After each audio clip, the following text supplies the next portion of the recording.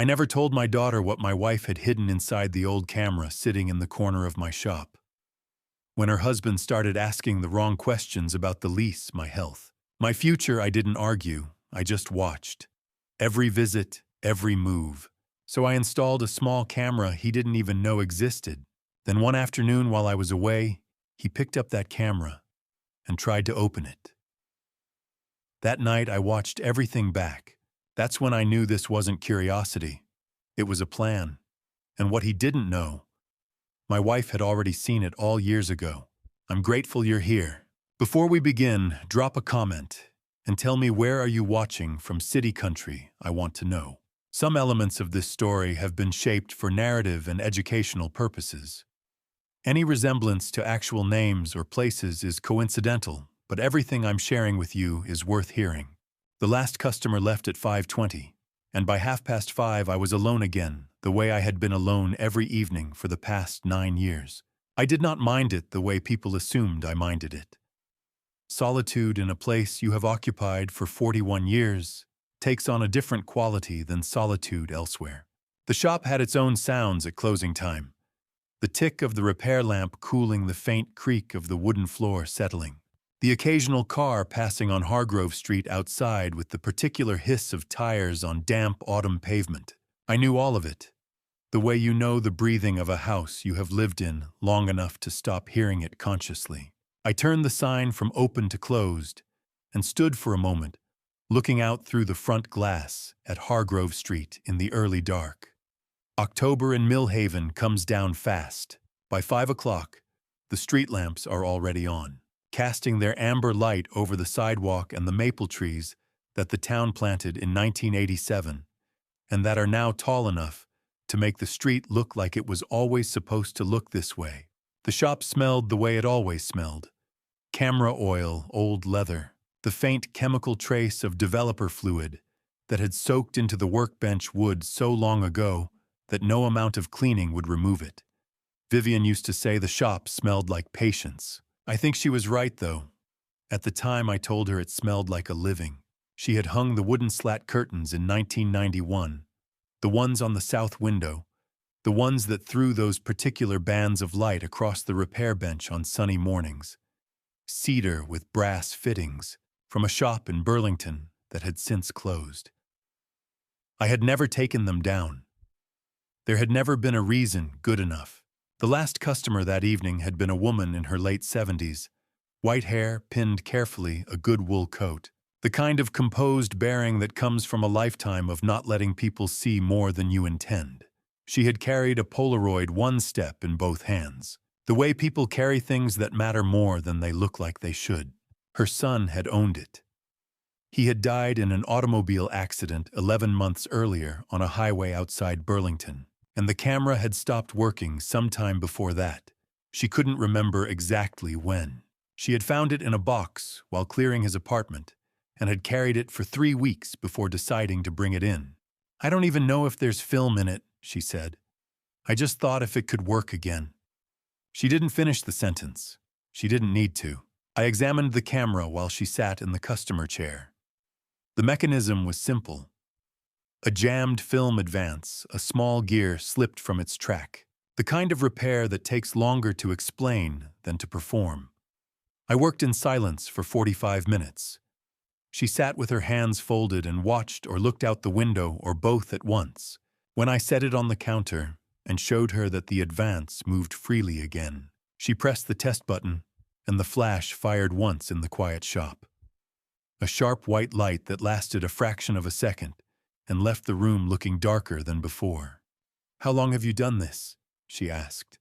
41 years, I said. Long enough to know the difference between a camera that's broken and a camera that's given up. She looked at me when I said that. Then she looked at the Polaroid. She paid what I asked without negotiating. People rarely negotiated in this shop, which I had always taken as a sign that they understood what they were actually paying for. And she left at 5:20 with the camera held carefully against her coat, the same careful grip she had carried it in with. I stood at the window and watched her walk east toward the parking structure on Mill Avenue until she turned the corner and was gone. Then I turned back to the shop. In the corner of the glass display case on a square of red velvet sat the Leica M3. Black compact, made in 1954. The year my father was finishing his third year of teaching high school mathematics in a town that no longer exists under that name. The camera had come to me through Vivien, brought to the bench on a Saturday morning in the summer of 2014, held with the careful deliberateness of someone carrying something she had waited 16 years to touch.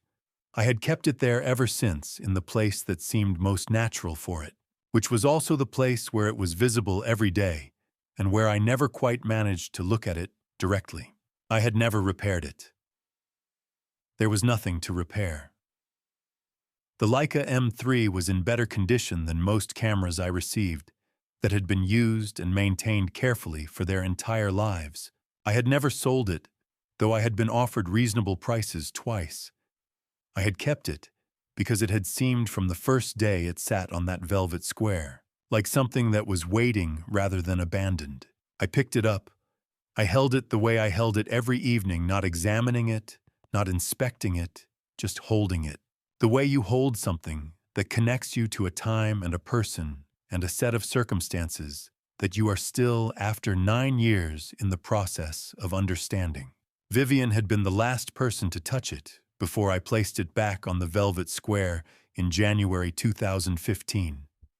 I had not known that at the time. I had not known a great many things at the time. I lit the small candle on the far corner of the bench, a habit I had started the week after she died, without deciding to start it. The way certain habits arrive not through intention, but through necessity. Then I sat down on the stool and held the Leica M3 in the amber light and the quiet of the closed shop. I had never thought a camera could save a man's life. But 9 years ago, my wife left one behind, and it did exactly that. Vivien was a teacher, second grade for 26 years, in the same elementary school on Birchwood Avenue, where Claire had been a student, and then later a parent's presence at school events, and eventually, I suppose, a memory in the institutional sense that schools accumulate memories of the families that pass through them. Vivien had never held a camera in her life, not seriously, not with intention, until the summer before she died.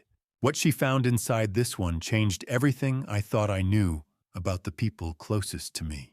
To understand what Vivien left behind, you have to understand who she was and why the summer of 2014 was the last summer we ever had together.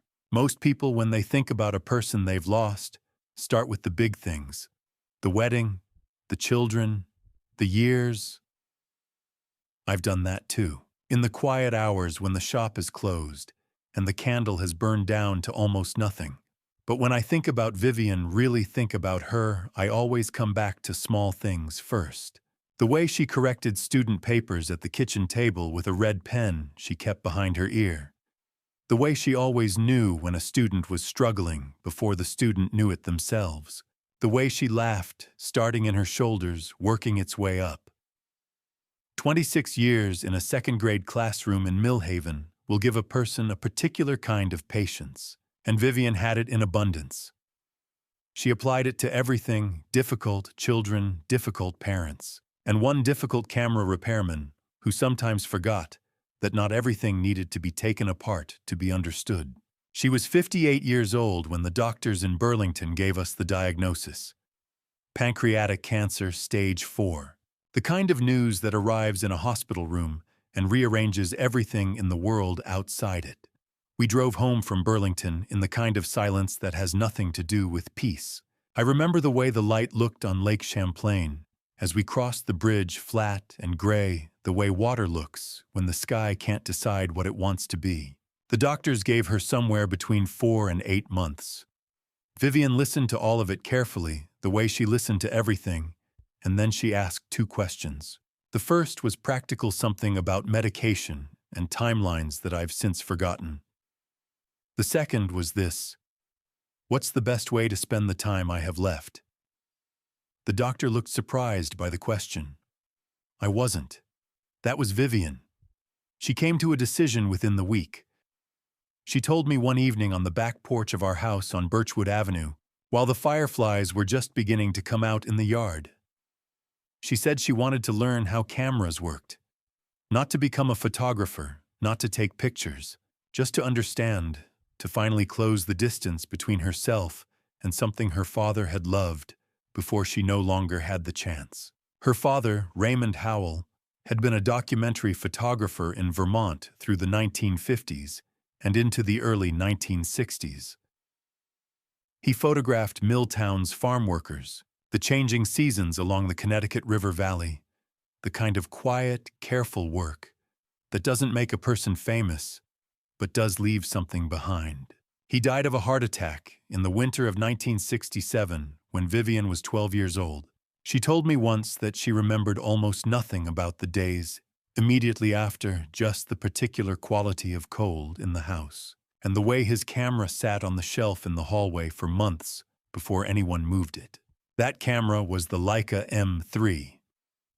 Black body, 1954, the same one that had sat in the corner of my display case for as long as I could remember, before I understood what it really was. Raymond had bought it new the year it came out, and carried it through every assignment he ever worked.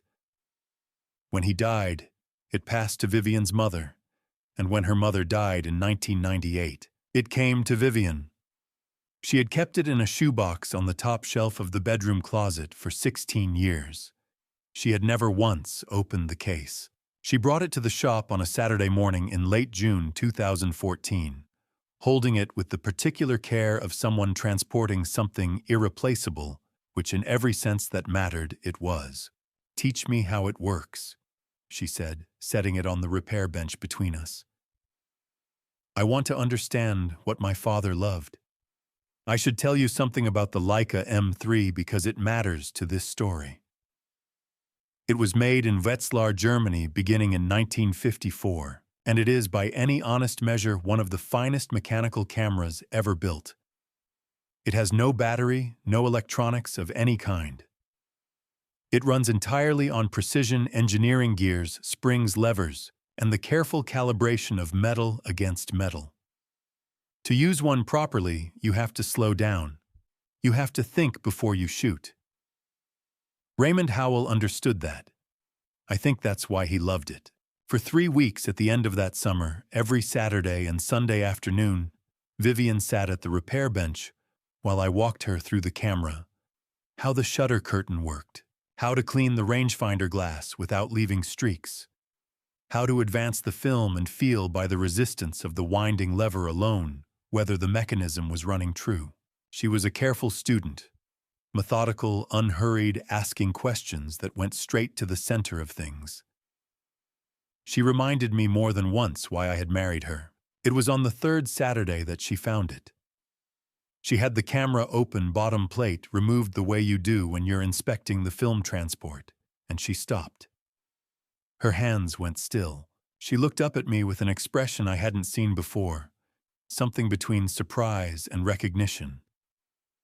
"Eugene," she said, "come look at this." I came around to her side of the bench. Inside the camera, fitted against the inner face of the bottom plate, was a thin panel of metal custom cut, held in place by 2 small pins that Raymond must have set himself decades ago. It was a false floor. The space beneath it was no bigger than a folded index card, but it was there, deliberate, hidden, made by hands that knew exactly what they were doing. Vivien didn't say anything for a long moment. Then she set the bottom plate back in place, turned the lock, and handed the camera to me. "Eugene," she said, "if you needed to leave someone a message they couldn't ignore, where would you hide it?" I remember looking at the camera in my hands, then looking at her. She was smiling, not the wide smile, but the quiet one, the one she kept for moments when she knew something the rest of the room didn't. I told her I didn't know what I'd do. I said maybe I'd put it somewhere obvious right out in the open, where people would see it every day, but never think to look at it closely. She seemed to like that answer. She picked up her coffee and didn't say another word about the camera for the rest of the afternoon. I didn't ask her what she was thinking. That's something I've gone back to more times than I can count in the years since the question I didn't ask, in a summer full of questions I should have. She kept coming to the shop every weekend until mid-September, when the treatments made the afternoons too difficult. By then, she knew the Leica well enough to take it apart blindfolded, I think. She never told me what she found in that hidden space, or whether Raymond had left anything there, or whether she had put something there herself. I didn't press her. That was the mistake. Vivien died on a Thursday morning in January 2015, in the room at the end of the hall in our house on Birchwood Avenue. The Leica M3 was on the nightstand beside her. She had asked me to bring it up from the shop a week earlier. I didn't know why. I thought she just wanted it nearby. She left me the camera. She left me the shop. And she left me something else, something I wouldn't find for another 8 years, because I wasn't ready to look. 5 years after Vivien died, I had settled into a kind of quiet. Not the grieving kind that had passed through me in the first year, the way a hard season passes, leaving the ground changed underneath. What I'd settled into by 2020 was something steadier. The shop opened at 8:30 and closed at 5:30. I ate dinner at the kitchen table on Birchwood Avenue with the radio on. I lit the candle each evening beside the Leica. I slept, woke, and did it again. It wasn't a small life. It was a life that fit the shape of what I had left, and I had made my peace with that. Then, one Friday afternoon in early March 2020, my daughter walked through the door, and she didn't come alone. I should tell you about Claire, because she matters to everything that follows. Claire Holloway was 28 years old that spring, a software engineer who had moved to Burlington 3 years earlier for a position with a firm that built infrastructure systems for hospitals and municipal governments. She had Vivien's eyes, that particular shade of gray-green that changed depending on the light, and she had inherited her mother's way of listening, which is to say she listened with her whole face. She came to the shop maybe once every 6 weeks, usually on a Saturday, usually with coffee from the place on Elm Street that she knew I liked. She called every Sunday evening, without fail, the way Vivien had asked her to when she left for college, and Claire had never stopped. That Friday she called ahead, which was unusual. She said she was on her way back from Burlington and wanted to stop in. She said she was bringing someone. Her voice had a particular quality I hadn't heard in a long time, lighter somehow, like a window had been opened somewhere. They arrived just after 4. Claire came through the door first, unwinding her scarf, and behind her was a man in a navy suit who filled the doorway in the way that some men do, not because of size exactly, but because of how they carry themselves. He was tall, dark-haired, somewhere in his early 30s, with the kind of good looks that tend to come packaged with confidence. He extended his hand across the counter before Claire had finished her introduction. "Marcus Dane," he said. "I've heard a lot about this place." His grip was firm without being aggressive, the practiced handshake of someone who shakes a great many hands. I told him it was good to meet him, and meant neither more nor less than that. Claire explained they'd met at a technology conference in Burlington earlier that week, a 2-day event focused on infrastructure investment and regional development. Marcus, she said, worked in commercial real estate, specifically in regional acquisition and development projects. He had a card which he offered without being asked. I set it on the counter beside the register and did not look at it again while he was in the shop. Here is something 41 years of repair work teaches you how to read the way a person enters a room. Not in any mystical sense, just in the plain practical sense of observation. The customers who come in nervous hold their cameras too tightly. The ones who don't understand the value of what they have set it down too casually. The ones who are genuinely curious look at the equipment first. And the ones who are assessing look at the walls, the windows, the square footage, and then at the person behind the counter. Marcus looked at the walls first, then the windows, then the ceiling briefly, the way someone does when they're estimating the height of a room, then the front window and the view it gave onto Hargrove Street, then finally at me. I kept my expression easy. I've had 41 years of practice at that too. He was polite throughout, genuinely pleasant. Actually, the kind of pleasant that is very difficult to fault. He asked reasonable questions about the shop. How long had I been on this block? Did I own or lease? Had the neighborhood changed much in the last decade? Each question arrived wrapped in what sounded like casual conversation, the kind of small talk that fills the first 10 minutes between strangers. But the order of the questions was wrong. A man who is simply making conversation with his girlfriend's father asks about the work first. He asks about the cameras in the case or the tools on the bench, or how long it takes to repair a shutter. He does not begin within the first 5 minutes by asking about the lease arrangement and whether the Hargrove block had appreciated in value. At one point, Marcus gestured toward the front window and said, 41 years in the same spot, that's remarkable. This whole block must be worth something now. I smiled at him. It's worth exactly what it's always been worth to me. He smiled back, and the moment passed, and we talked about other things. Claire showed him the display case.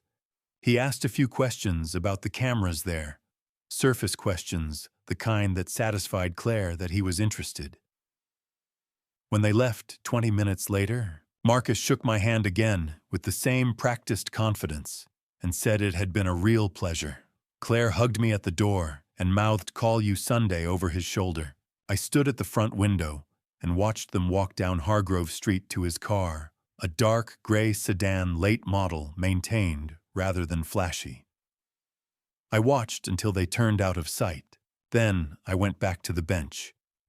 There was a Nikon FM2 waiting for me, a stuck mirror mechanism straightforward enough. I picked up my tools and went to work, but my hands were doing the job while my mind was somewhere else entirely. I was thinking about something Vivien said to me once during one of those Saturday afternoons in the summer of 2014, when we were working through the Leica together. We'd been talking about her father, about Raymond, and the way he'd moved through the world with that camera. She had mentioned almost as an aside that Raymond used to say something he'd learned from years of photographing people in their own spaces. He always said, Vivien told me, that the most dangerous people are the ones who look at a place and see numbers before they see people. I had nodded at the time and gone back to the aperture blade I was cleaning. I had thought it was a photographer's observation, something about the difference between seeing truly and seeing superficially. I had not thought about it again for 6 years. Standing in the shop that Friday evening with Marcus Dane's business card sitting beside my register and the sound of his car fading down Hargrove Street, I thought about it now. I told myself I was being an overprotective father. I told myself that Marcus was simply a confident young man in a new city, asking the kinds of questions that people in his profession asked, about everything out of habit, the way I asked about shutters and aperture rings out of habit. I told myself that Claire was happy, and she was visibly, genuinely happy in a way I hadn't seen in years, and that was what mattered. I almost believed it. I would have believed it, I think, if the questions hadn't started. Claire and Marcus married in August 2021. By January of the following year, the questions had begun small, at first the kind you could mistake for curiosity. I should be honest about something. After that Friday afternoon in March 2020, I spent a few weeks turning Marcus Dane over in my mind, the way you turn a piece of equipment over in your hands when something about it doesn't sit right. I couldn't find the specific fault. Everything about him was correct on the surface, polite, attentive to Claire, respectful to me in the measured way that a certain kind of man is respectful to the fathers of women he is pursuing. Claire was happy. That part was real, and I knew the difference between performed happiness and the genuine article. By the time they announced their engagement that November, I had nearly convinced myself that a camera repairman's habit of looking for hidden mechanisms had led me somewhere it didn't belong. The wedding was held on a Saturday in August at a small venue outside of Millhaven, with a view of the hills to the east. It was a warm evening, clear, the kind of Vermont summer night that justifies every winter you've suffered through to get there. Claire wore a dress the color of cream. She looked like her mother in a way that caught me off guard, the way those resemblances sometimes do. Arriving not in the features you expect, but in a gesture, a tilt of the head, a quality of stillness. I danced with her once, badly, and she laughed at me the same way Vivien used to, starting in her shoulders. I drove home that night, thinking I had done something right. By January 2022, I had stopped thinking that. It started at dinner. Claire and Marcus had moved into a house on Pembroke Lane the previous fall, a 2-story colonial with a covered porch and a yard that backed up against a stand of birch trees, the kind of house you buy when you intend to stay somewhere. They had us meeting me over for dinner every month or 6 weeks, and those evenings were pleasant enough. Marcus cooked, which surprised me the first time. He was methodical about it, the way he was methodical about most things. He set the table precisely. He chose the wine with the same careful attention he gave everything. The questions began over dinner one evening in January, between the main course and dessert. Dad. Marcus said he had started calling me that sometime after the wedding, and I had not objected, though I noticed when it began, "Have you given much thought to what happens with the shop when you retire?" I told him I hadn't planned on retiring. He smiled at that, an easy smile, and said he understood completely that some men were built for the work, and he respected it. But he mentioned, as though it had only just occurred to him, that a property on Hargrove Street in the current market must represent a considerable asset. He framed it as concern for my security, for Claire's peace of mind. He said Claire worried about me working alone, which was true enough that I couldn't dismiss it as invention. She worries. I agreed. I appreciate it. We just want to make sure you're taken care of, he said, and poured more wine, and the conversation moved on to something else. I drove home that night in the quiet, turning the exchange over. The question itself wasn't unreasonable. A son-in-law asking about an aging father-in-law's retirement plans could be nothing more than exactly what it appeared. But the sequence of it had bothered me, the way he'd moved from general concern to property value to Hargrove Street, specifically in the span of about 90 seconds, without it seeming rushed. That took practice. The same question came back in different forms over the next 2 months. At a Sunday lunch in February, Marcus mentioned that a commercial property 2 blocks from the shop had recently sold at a significant premium, and wasn't it something how the whole district was changing?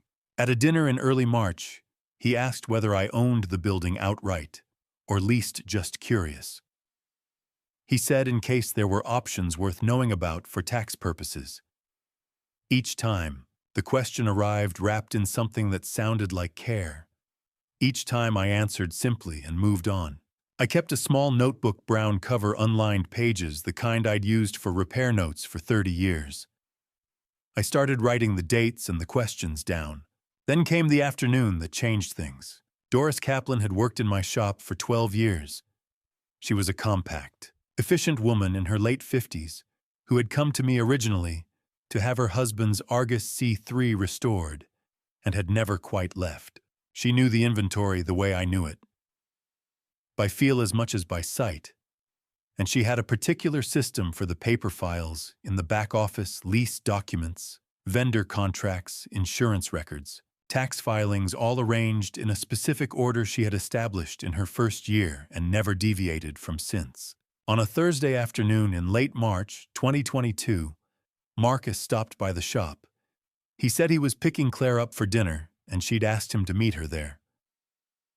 Claire arrived about 20 minutes later, and they left together. Doris stayed to close up, as she often did on Thursdays.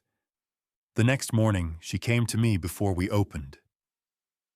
"Eugene," she said, setting her coat on the hook by the door. "Charelon, I don't want to make something out of nothing, but the files in the office aren't the way I left them." She described it precisely, 2 folders pulled slightly further forward than the others, the lease documents and the property insurance summary.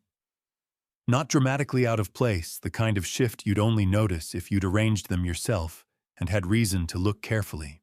She said she might have moved them herself without thinking, but she didn't believe so. I thanked her.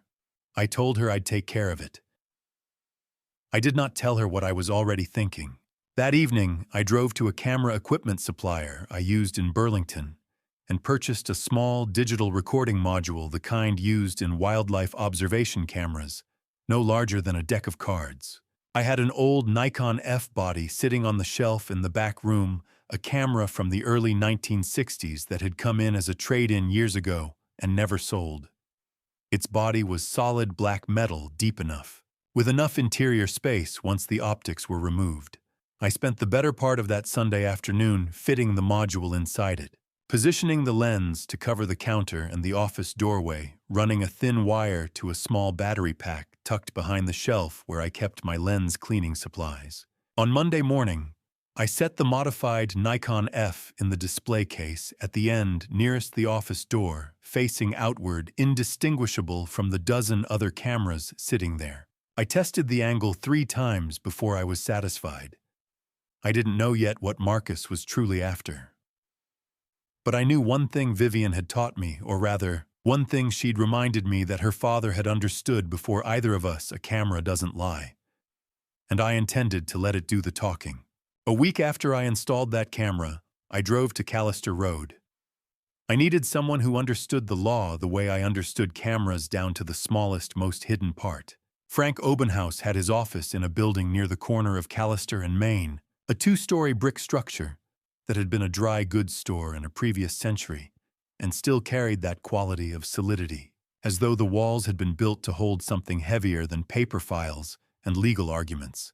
His name was on a brass plate beside the door. Just his name, and the word attorney beneath it, no flourishes, no list of specialties. Frank had never needed to advertise what he was good at. I had known him since 1998, when a dispute over the terms of my building lease on Hargrove Street had required someone who could read a commercial contract the way I read a camera mechanism looking for the place where the tolerances were off.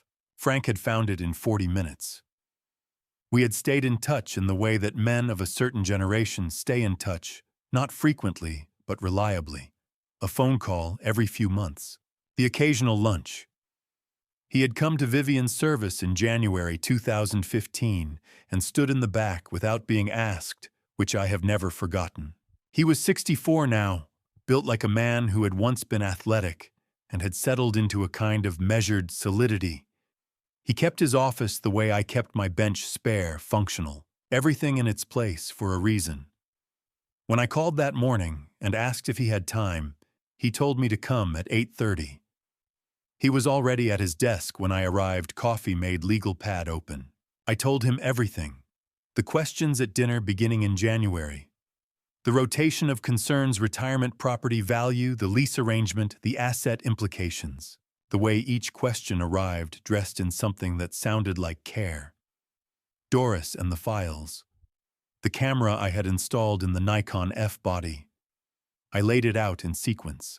The way I would describe a camera's failure to a customer, not with emotion, just with the facts in the order they occurred, because that's the only way to find where something went wrong.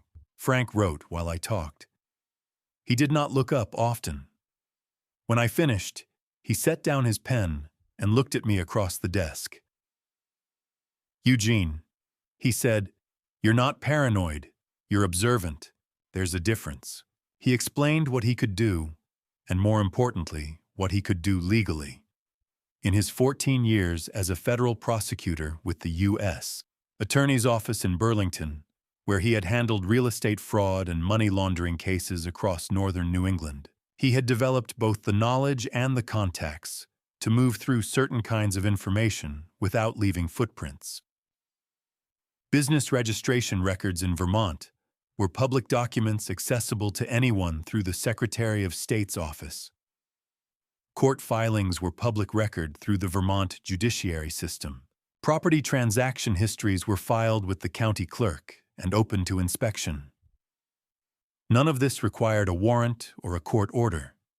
It required only time knowledge of where to look and the patience to follow a line of inquiry wherever it led. He also mentioned Richard Cale. Richard had been a special agent with the FBI's Financial Crimes Unit in Burlington for 19 years before retiring in 2018. He now worked as a licensed private investigative consultant, meaning he carried a Vermont PI license and operated strictly within the bounds of what the law permitted, which Frank was careful to specify. Richard could supplement the public record work with what Frank called field work, observing patterns of behavior in publicly accessible spaces, compiling timelines from open sources, identifying connections that public records alone might not make visible. Nothing covert, nothing that crossed the line, but thorough. "I want to be clear about something," Frank said, leaning back in his chair. "Right now, what you have is a pattern of behavior that concerns you. That's not nothing. I've seen cases start with less. But it's not evidence of anything illegal yet. What we're doing at this stage is building a picture. If there's something to find, we'll find it. If there isn't, you'll know that too." I told him I understood. I told him to start. He called me in the third week of September. I was at the bench, a Pentax Spotmatic with a sticky aperture, when my phone rang. Frank's voice had a particular quality when he'd found something significant, a kind of deliberate evenness, like a man making sure he doesn't say more than he means to. He asked me to come to the office. I closed the shop early for the first time in 11 years. Frank had a folder on the desk when I arrived, thin but specific. He opened it and walked me through what he and Richard had found. Marcus Dane and a commercial real estate attorney named Neil Pressler had met at least 4 times in the past 6 months, documented through a combination of public property filing records and Richard's lawful observation of their movements in publicly accessible locations, specifically the office building on Birch Street, where Pressler maintained his practice. The meetings had begun in March 2022, within weeks of Marcus's questions escalating at our family dinners. Frank explained who Neil Pressler was, because the name meant nothing to me. Pressler had been in commercial real estate law in Vermont for over 15 years, with a practice focused on a specific and somewhat unusual niche: the acquisition of commercial properties where ownership was complicated, contested estates, liens, aging proprietors without succession plans, buildings where circumstance had created leverage for a buyer willing to be patient and strategic. He was not the kind of attorney you hired for a standard purchase agreement. He was the kind you hired when the transaction required a particular approach. "This is not the attorney a son-in-law hires because he's curious about his father-in-law's retirement options," Frank said. "No," I agreed. "It isn't." Frank set the folder on the desk between us and looked at me steadily.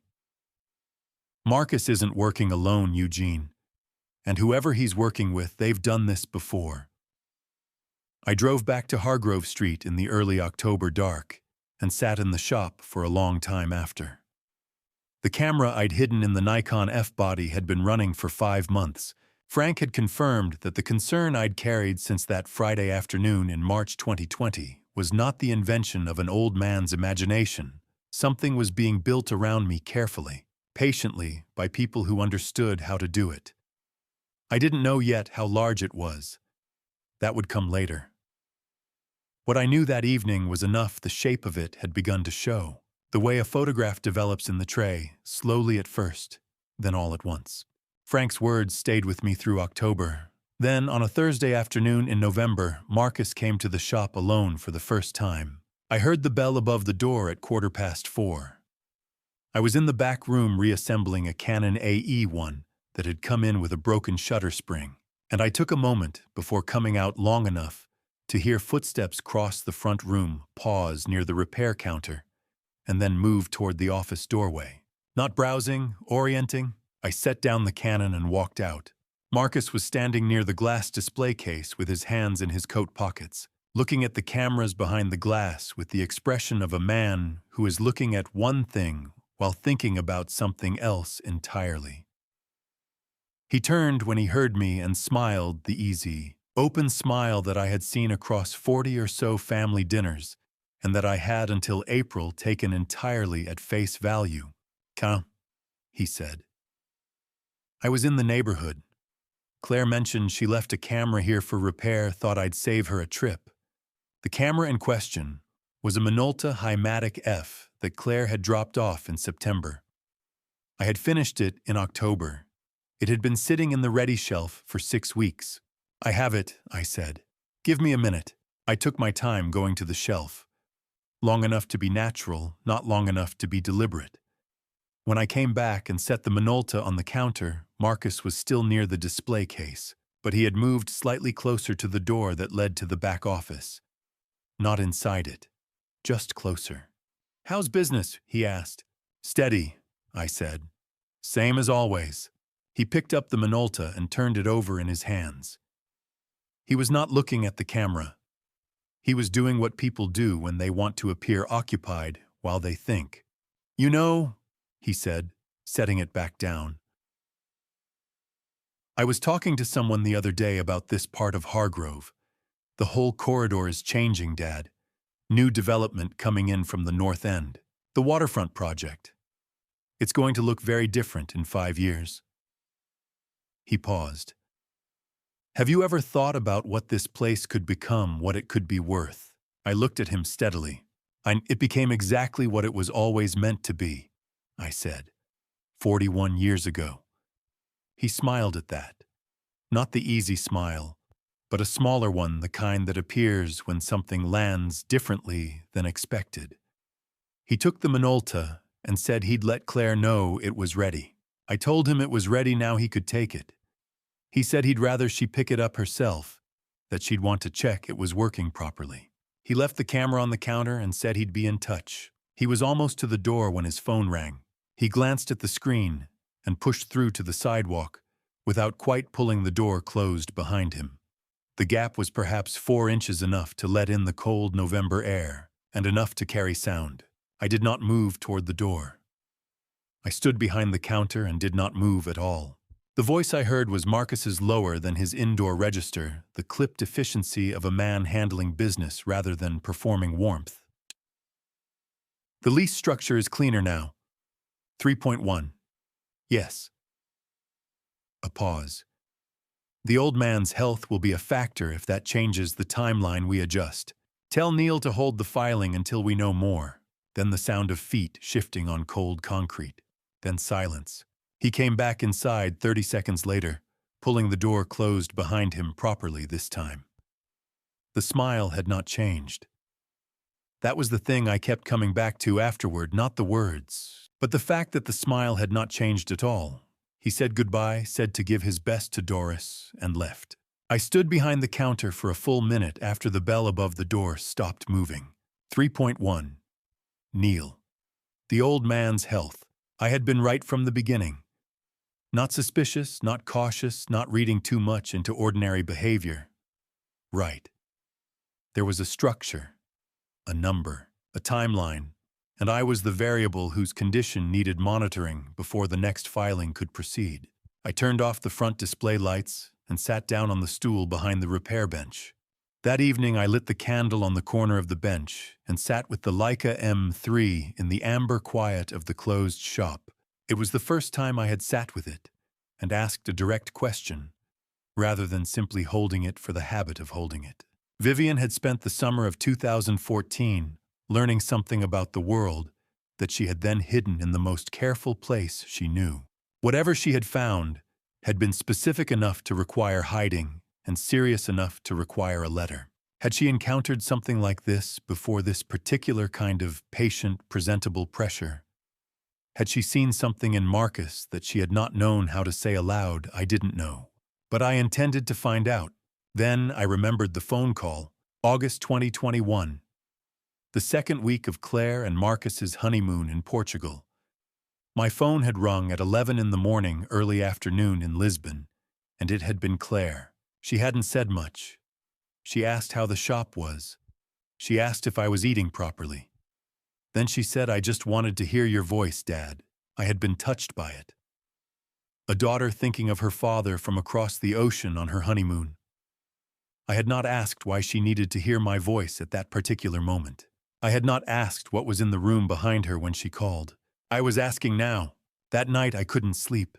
I sat with the Leica and thought about the number Marcus had said with such complete ease, $3.1 million, and about Claire calling me from Portugal just to hear my voice. Something between those two things had the feeling of being connected.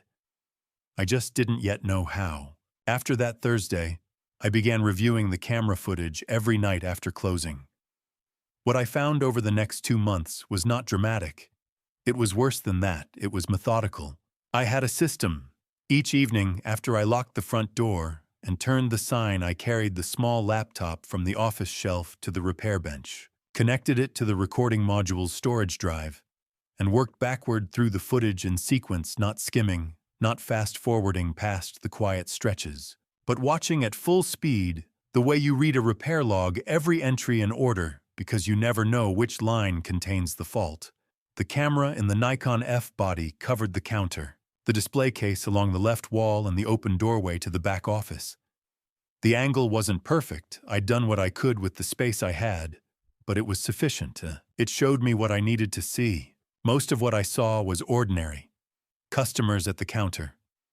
Doris moving between the display case and the office. Deliveries. The unremarkable rhythm of a small shop on a quiet street. I watched all of it without judgment, the way you watch anything when you're looking for something specific, with patience and without expectation. The footage from July 14, 2022, was not ordinary. It was a Tuesday afternoon. I had driven to a supplier in Barra to pick up a set of shutter curtains for a Nikon repair I'd been waiting on a round trip of about 2 hours. Doris had stayed to mind the counter. The footage showed her moving through the afternoon routine, a customer around 2 o'clock, a phone call, some filing. Marcus arrived at 3:47. He came through the front door, greeted Doris at the counter, and they exchanged a few minutes of what appeared to be easy conversation. I couldn't hear it. The recording module captured video only, not audio. Then he moved to the display case. Not the section near the door where the cameras for sale were kept. The far end. The corner section. He reached into the case. The display case was not locked. During business hours, customers handled things regularly and lifted the Leica M3 from its square of red velvet. He turned it in his hands, the way a person does when they know what they're looking for. Then he turned it upside down and examined the bottom plate. He pressed his thumbnail against the locking tab and rotated it, the motion you make when you're trying to open the base of a Leica, which releases by turning a small wheel lock at the base of the body. He applied pressure. The plate didn't come free. He tried again, slightly differently. Nothing. He set the Leica back on the velvet right side up, adjusted its position carefully, precisely as though he wanted it to look undisturbed, and smiled at something Doris said. They talked for another few minutes. Then he left. I watched that sequence 4 times. I want to be clear about what I understood in that moment, and what I did not. I understood that Marcus knew the Leica M3 had something inside it, or believed it did, and that he had tried to open it and failed. I understood that this was not casual curiosity. A man does not turn a camera upside down and work the bottom plate lock with that kind of focused deliberation out of casual curiosity. He was looking for something specific. Someone from Dane Commercial Properties had approached Vivien in 2008, a representative she had written, not the principal himself. Whatever she had said that afternoon, or whatever he had inferred, had traveled back through the company. The name on the card she kept had been Stephen Dane, and that name had reached Marcus. He was looking for something specific, and he knew where to look. What I also understood, and this landed differently, was that Doris had watched him do it. She had been standing 4 feet away, and she had not mentioned it to me. At the time, she must have thought it meant nothing. Or perhaps she already knew more than she was ready to admit. Not that afternoon. Not the next day. Not in the 5 months since. I sat with that for a long time before I moved on to the next footage. The October footage confirmed what I had already begun to suspect. on the evening of January 11th, 2023, a Wednesday. After I had left for the day, Doris remained in the shop for 37 minutes past closing time. The footage showed her going to the filing cabinet in the back office, opening the second drawer, the one that held lease documents, insurance records, and tax filings, and photographing several pages with her cell phone. She was unhurried about it. She knew the shop's schedule. She knew when I came and went. I watched the footage in the dark of the back office with only the laptop screen for light. I did not close the laptop.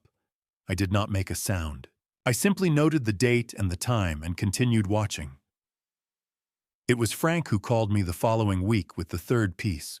He had asked Richard Cale to extend the inquiry beyond Marcus's direct movements, looking at the supporting network around Neil Pressler, anyone with regular contact, who might be feeding information into the acquisition effort. Richard had found her through the kind of careful, lawful observation that took time tracking patterns of movement in public spaces, cross-referencing names against public professional directories, following a thread of association until it led somewhere. Her name was Sandra Holt.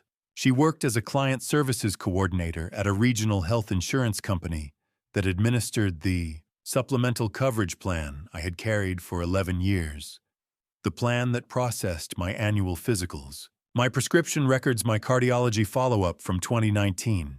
She and Neil Pressler had been observed meeting twice at a coffee shop on Commerce Street over the past 3 months, outside of any professional context that public records could explain. Frank was careful when he explained this to me. What Sandra Holt appeared to be doing, sharing information about a policyholder's medical status with a third party, was a serious federal violation. The Health Insurance Portability and Accountability Act, which most people know simply as HIPAA, prohibits the disclosure of a patient's health information without explicit consent.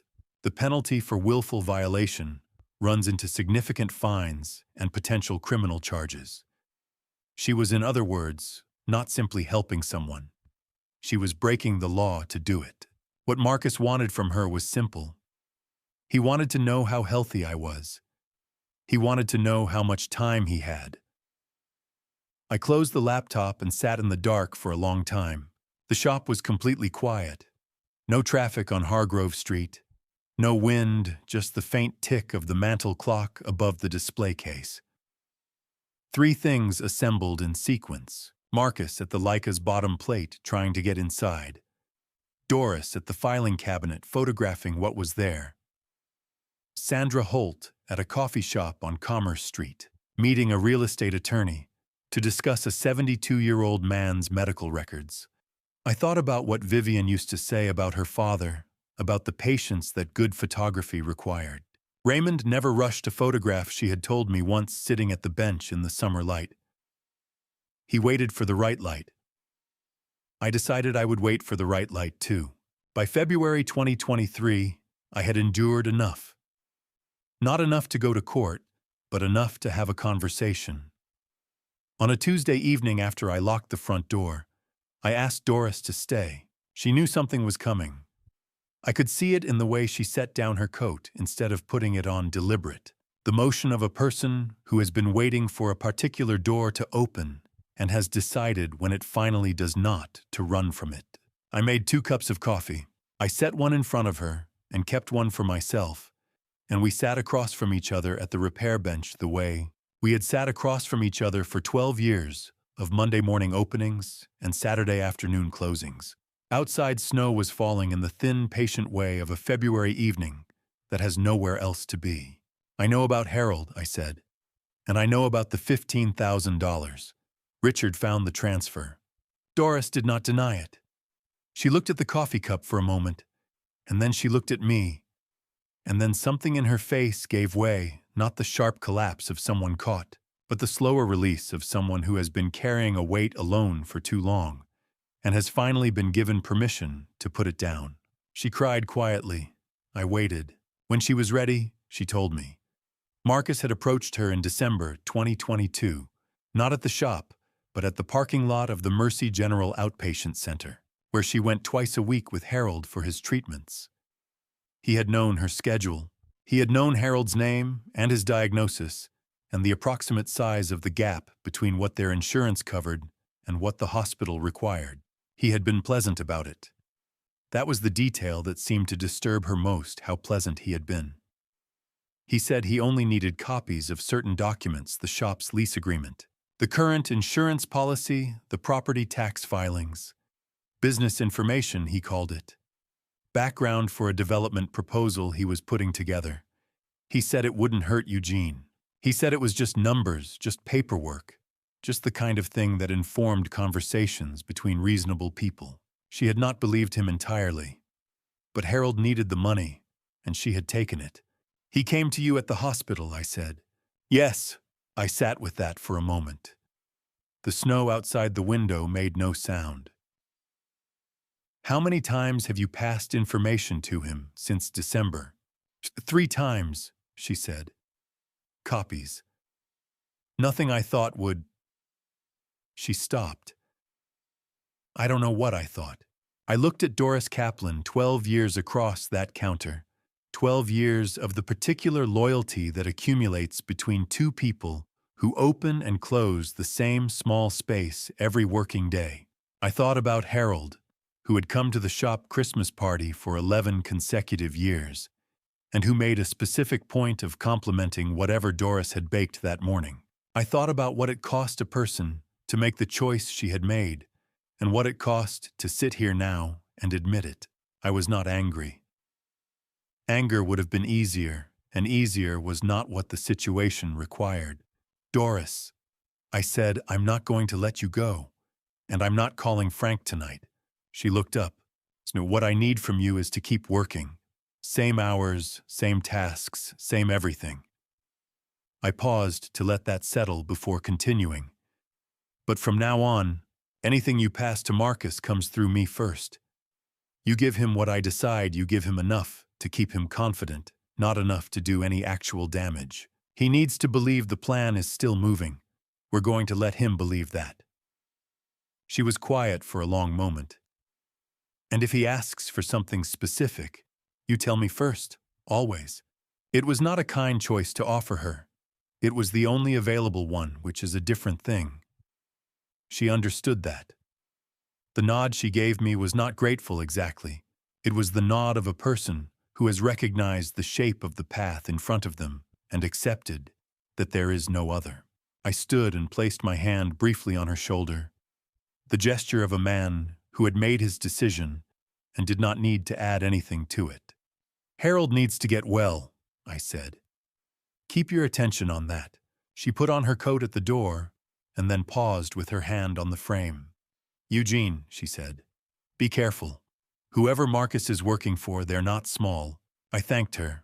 I locked the door behind her and stood in the quiet shop listening to the snow outside, which had nothing to say, and said it thoroughly. Then I went back to the repair bench and sat down with the Leica M3. There was something I had been avoiding for 8 years. A thing I had circled around every evening without quite approaching setting the camera down before I reached the particular question it kept asking. I had told myself it was respect. I had told myself it was grief. I understood now that it had been neither.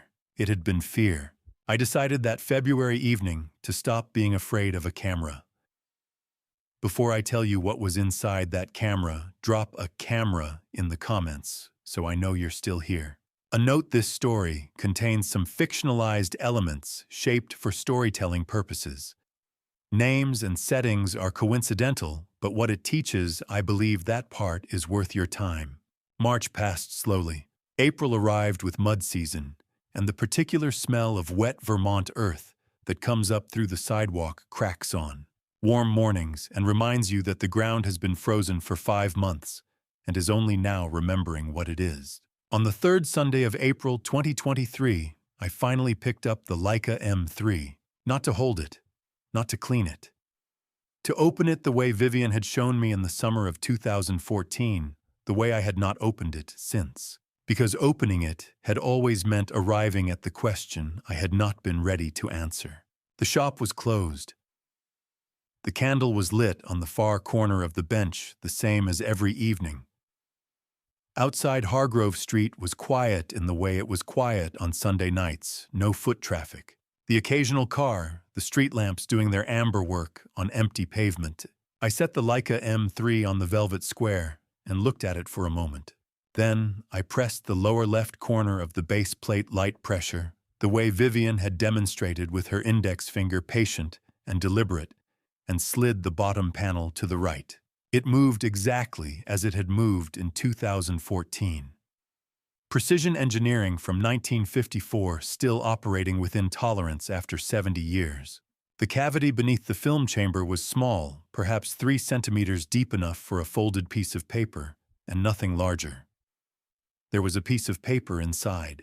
I took it out. The sheet was folded into quarters. The edges had yellowed slightly the way paper yellows when it has been enclosed for years without light or air. I unfolded it on the repair bench under the lamp.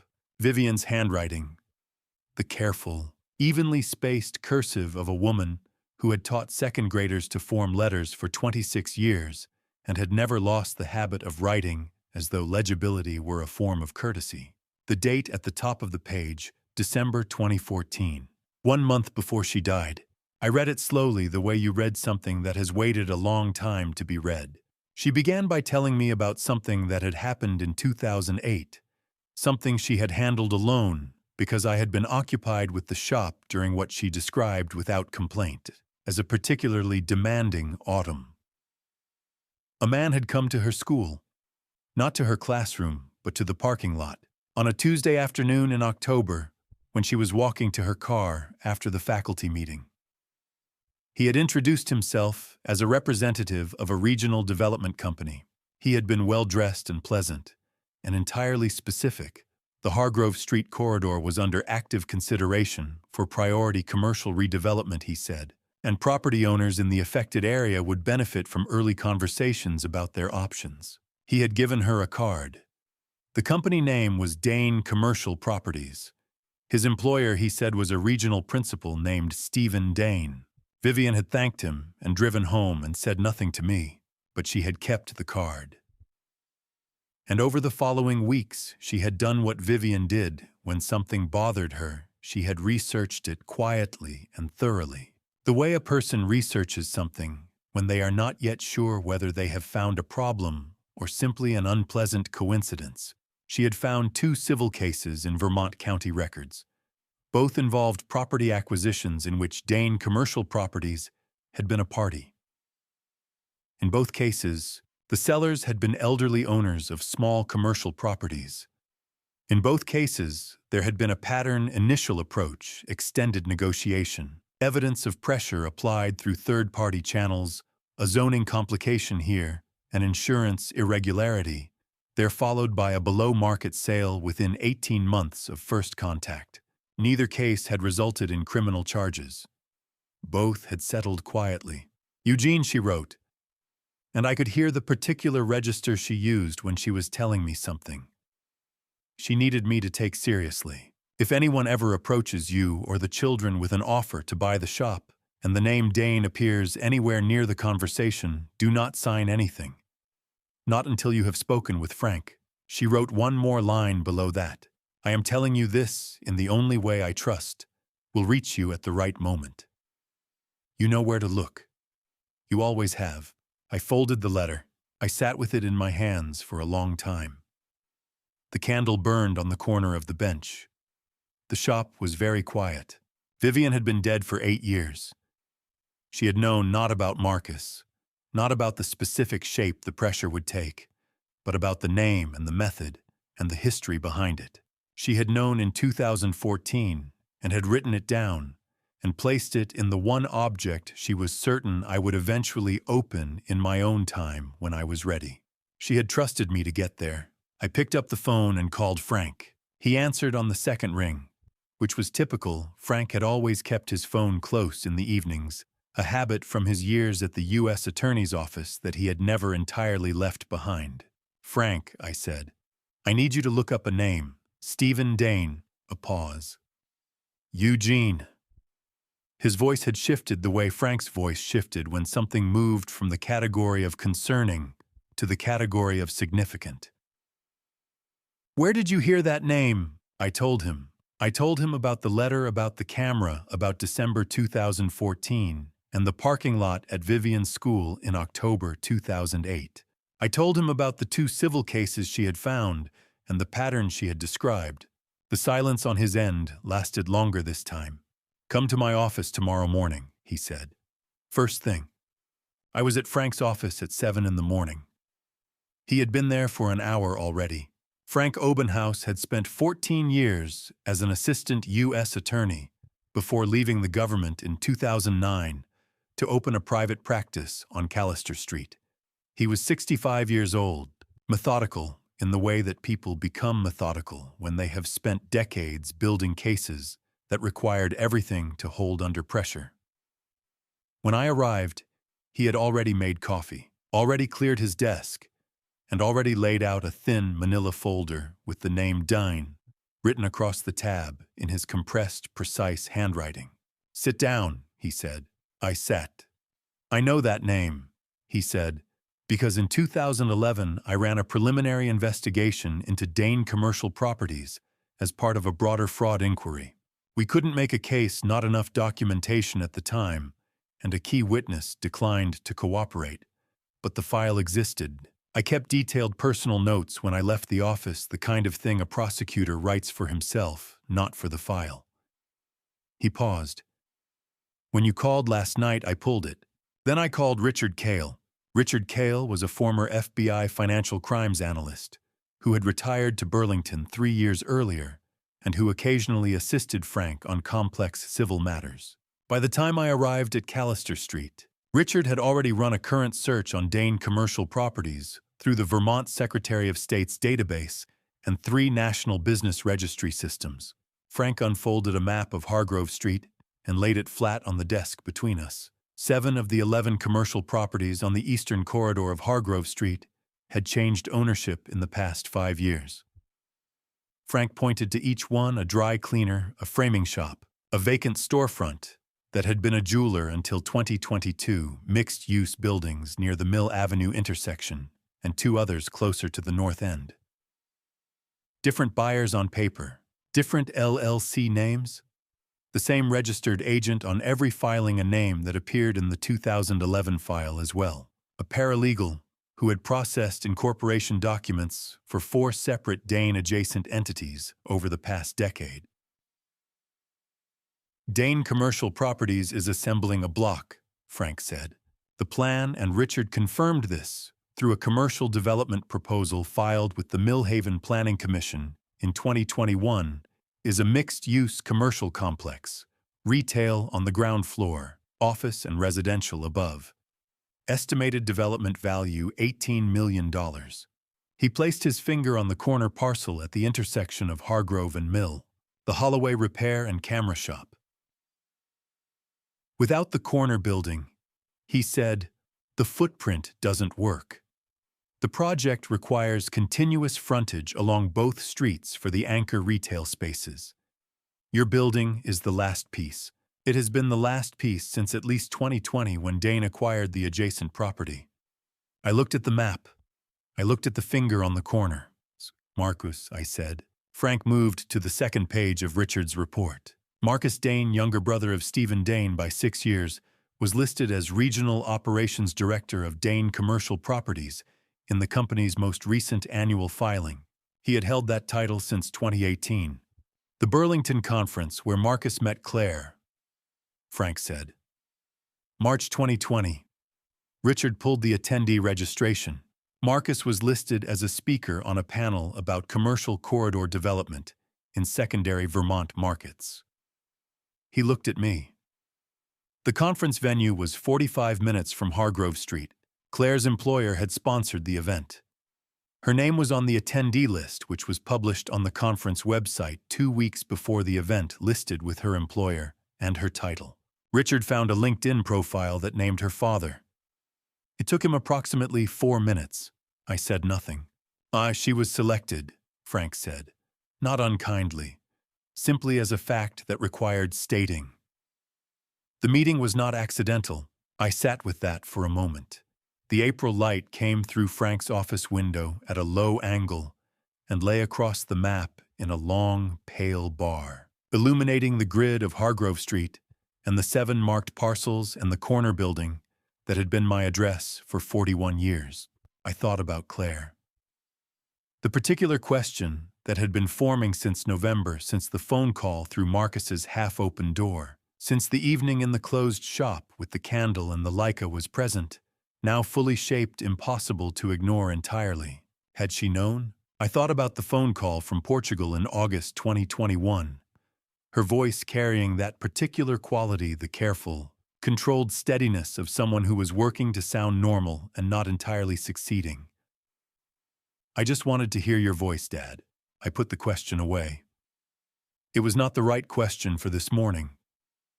This morning required a different kind of attention. "How long do we have?" I asked. Richard's assessment is roughly 6 months before they move to a formal acquisition offer. They'll want a decision before the Planning Commission's corridor vote in December 2024. Frank closed the folder. "They've been building this for 5 years, Eugene. Everything since Marcus met Claire has been deliberate." I nodded. "Then I have 6 months to prepare," I said. Frank looked at me steadily. "There's one more thing. Someone has been watching the shop from the street. At least 3 separate evenings in the past 2 months. Richard picked it up while reviewing camera footage from the Callister Street building." He paused. "We need to find out who it is." Frank had noticed it. First, a pattern in the security footage from the camera mounted above the entrance of his building on Callister Street. A man in a dark suit, appearing near Hargrove Street on 3 separate evenings. Richard Cale had pulled the timestamps. The envelope arrived at my shop on a Tuesday morning in late June, slid under the door before I had unlocked the front deadbolt. No return address. Frank's handwriting on the front, neat, compressed. The kind of penmanship that belonged to a man who had spent 14 years writing federal briefs by hand before the courts went digital. Inside were 3 photographs, printed on standard letter paper the way you'd print a document rather than a portrait. Black and white, slightly grainy from the enlargement, but clear enough. The first showed a man standing on the south sidewalk of Hargrove Street across from my shop. He was perhaps 40 feet from the entrance, hands in the pockets of a dark suit jacket, facing the building. The timestamp in the lower right corner read, May 14th, 2023, 7:41 p.m. The second was taken from a different camera angle, slightly higher. From what I later understood, was a fixture mounted on the roof overhang of the dry cleaner 2 doors down from the framing shop. The same man. Same jacket, or one very much like it. June 3rd, 2023, 8:09 p.m. The third photograph was the one I kept coming back to. It had been taken head-on, close enough that the camera had captured his face with something close to clarity. He was standing directly across from the Holloway repair and camera sign, the one Vivien had painted the lettering on herself in the summer of 1986, with a 1-inch brush and a can of forest green paint that had taken her 3 evenings to finish. The man was not walking past. He was not checking his phone or pausing to look at something else. He was simply standing there looking at the front of my shop. For what Richard had confirmed was approximately 4 minutes and 20 seconds before he turned and walked west toward the parking structure on Mill Avenue. July 7th, 2023, 7:53 p.m. There was a handwritten note paper-clipped to the back of the third photograph. Frank's hand again. Richard cross-referenced the image against Vermont Secretary of State business registration photographs and a 2019 Commercial Property Conference Program, Burlington. Confirmed identity, Stephen Dane, age 44. Regional Principal, Dane Commercial Properties. Brother of Marcus Dane. I sat down on the stool behind the repair counter. I had known Stephen Dane's name since April. I had known the shape of what he was building on Hargrove Street. The LLCs, the filing patterns, the slow assembly of parcels that had been going on since 2018. Frank had explained the architecture of it. with his usual precision, the kind of precision that came from having prosecuted men exactly like Stephen Dane for 14 years without ever quite catching them. But I had not known his face. There is a particular quality to finally seeing the face of a person who has been moving through your life like a hand behind a curtain. It is not satisfying exactly. It is more like the moment in a dark room when the image begins to resolve in the developer tray, not a relief. Because what's emerging might be something you were not entirely prepared to see clearly. Stephen Dane had a steady face. That was the first thing I noticed. Not hard, not aggressive, steady. The kind of face that would sit across a conference table and speak in reasonable tones about market value and development timelines and the natural evolution of commercial corridors. The kind of face that a 72-year-old shop owner might in a different circumstance have found reassuring. I understood then why Marcus had been sent first. I was still sitting with the photographs when the bell above the door rang and Claire walked in. She hadn't called ahead, which was not unusual on its own. Claire had always been the kind of person who stopped by without warning the way Vivien used to, the way people do when a place has always been home. But the timing lodged in my chest in a way I couldn't entirely account for. I slid the photographs face down under the edge of the repair mat before she reached the counter. "Hey, Dad." She was in her work clothes, the kind of business casual she wore to the office on days when she wasn't presenting to clients. Her hair was pulled back. She looked tired in the way that people look tired when they've been tired for a long time and have gotten practiced at carrying it. "Hey, sweetheart." I came around the counter and hugged her the way I always did, brief, firm. The hug of a New England father who had never quite learned how to make it last longer without feeling like he was holding on too hard. "What brings you by?" "Nothing specific." She moved to the glass cabinet along the far wall, the one that held the cameras waiting for repair. A Rolleiflex with a sticky advance lever, a Canon AE1 with shutter problems, a battered Minolta that someone's grandchild had dropped in the driveway. She looked at them without touching the glass. "You seem tired, Dad." "I'm fine, Claire. Just working through a few things." She nodded. She picked up a small lens cloth I'd left on the counter and set it down again. Then she looked at me, not the quick look of a daughter checking in, but something longer, something that took its time. I had spent 41 years reading the light in a room, the way it fell, what it revealed, what it softened. I had spent 72 years reading the faces of people I loved. I knew the difference between a daughter who was worried about her father and a daughter who was carrying something she had not yet decided whether to put down. Claire was carrying something. "Is Marcus at home tonight?" I asked. "He had a dinner thing." She said it lightly, the way you say something lightly when the weight of it is precisely the point. "Probably be late." We talked for another 15 minutes about nothing consequential. A neighbor's fence dispute on Pembroke Lane. Whether I was eating properly, a film she had watched twice in 1 week because she found it comforting. When she left, she squeezed my arm at the door and said, "Call me if you need anything, okay?" "I always do," I said.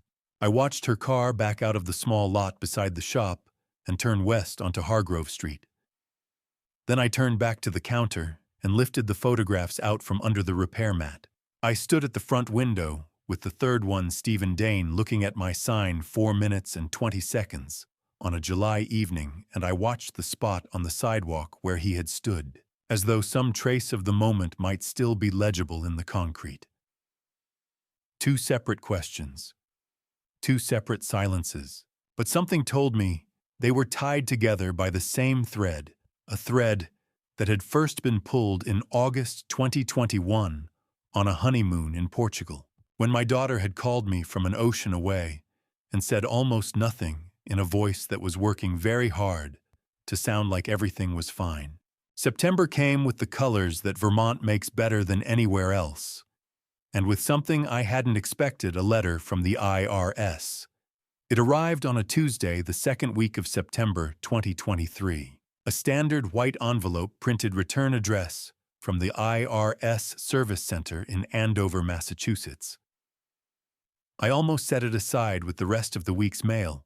I had been paying my taxes since 1983, 40 years, without a late filing, without a discrepancy I hadn't caught, and corrected myself without so much as a miscalculated quarterly estimate.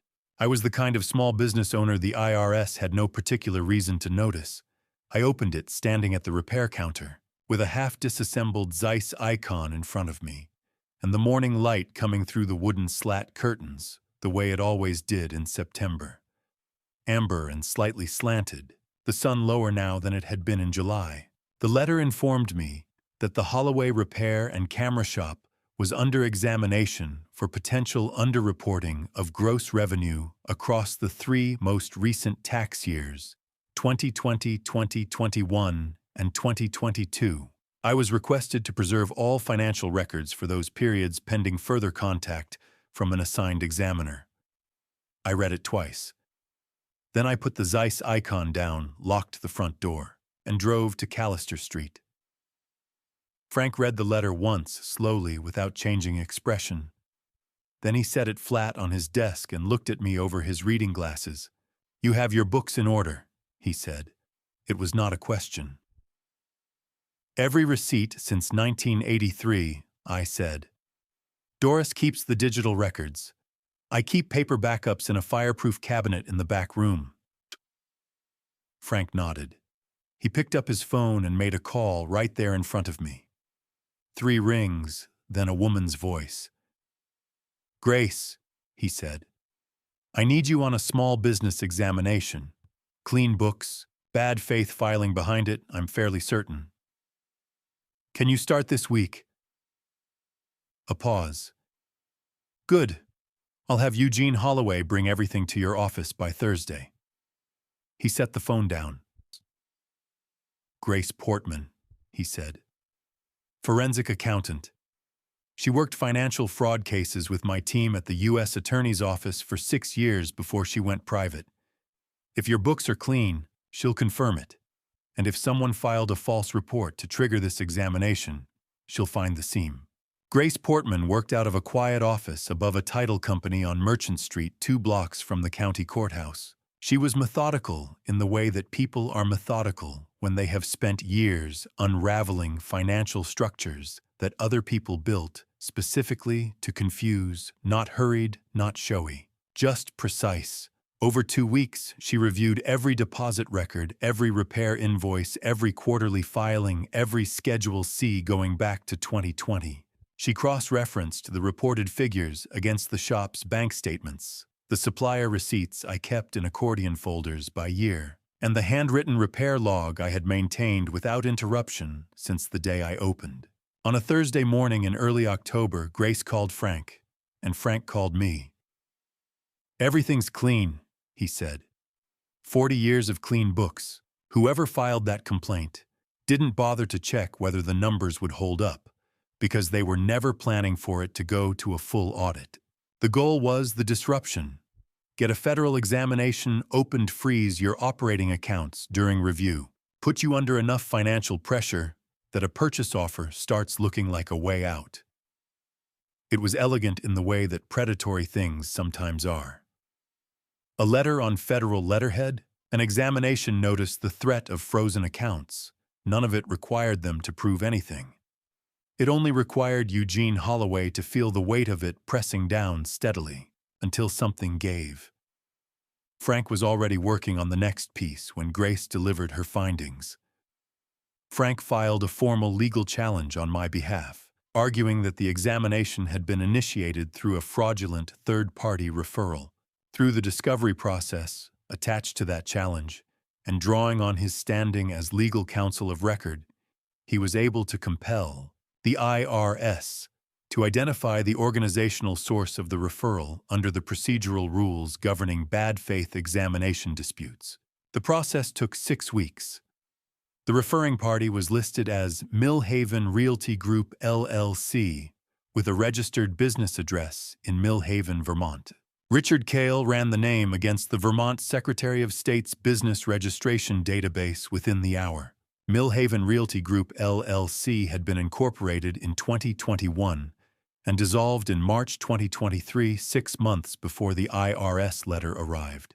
Its registered agent address matched a suite in a commercial office building on Birch Street, the same building where, according to Richard's earlier records, Neil Pressler maintained his secondary office. Frank cross-referenced the LLC's incorporation paperwork against Dane Commercial Properties' own filing history.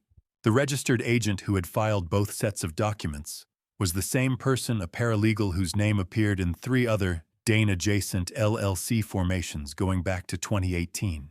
Frank put the file down on his desk and looked at me. "This is criminal now, Eugene. Not just civil. We have fraud and false federal filing. That's 18 U.S.C. Section 1001, submitting a materially false statement to a federal agency. 5 years per count." He folded his hands on the desk. "The shell company is dissolved, but the filing exists. The connection to Dane exists. The intent to coerce a property transaction through federal disruption, that's a prosecutable pattern." I nodded slowly. Outside the window, the maples along Callister Street were burning red and orange the way they always did by the 3rd week of October in Vermont. Beautiful and a little ruthless. Vivien had always said the best thing about autumn in New England was that it didn't apologize for showing you the end of things. "How long before we can use it?" I asked. "We need one more piece," Frank said. "Something that ties Marcus directly to Stephen in writing. A document, a communication, something that places both of them in the same operational chain, not just related by blood or corporate structure, but actively coordinating this specific plan." I sat with that for a moment. Then I thought about Doris. I thought about the documents Marcus had asked her to photograph back in October 2022, the lease, the insurance records, the tax filings. I had known about it since February 2023. I had controlled the information she passed to him since then. But Doris had also described the instructions Marcus gave her. He had not been cautious about it. He had sent her messages. He had used his phone. "Frank," I said, "I think I may already have that piece."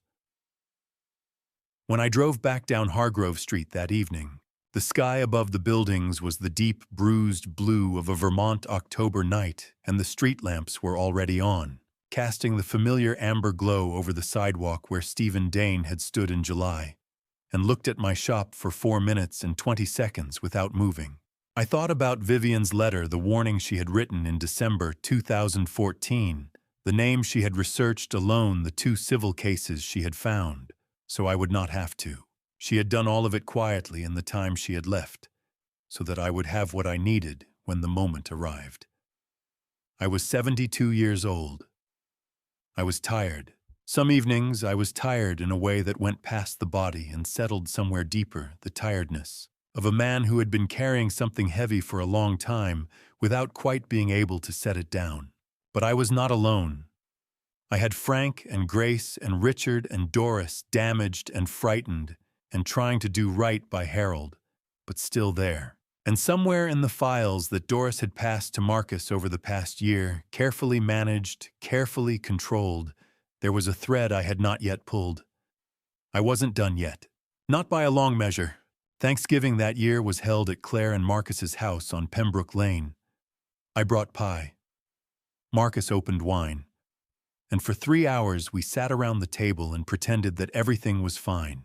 The house was warm in the way that well-maintained New England homes are warm in late November, radiators ticking. The smell of roasting turkey and butter mixing with something faintly artificial from a plug-in diffuser Claire had in the hallway. She had set the table properly, the way Vivien used to set it for holidays, cloth napkins folded into triangles, the good dishes, out a small arrangement of dried autumn leaves in a ceramic bowl at the center.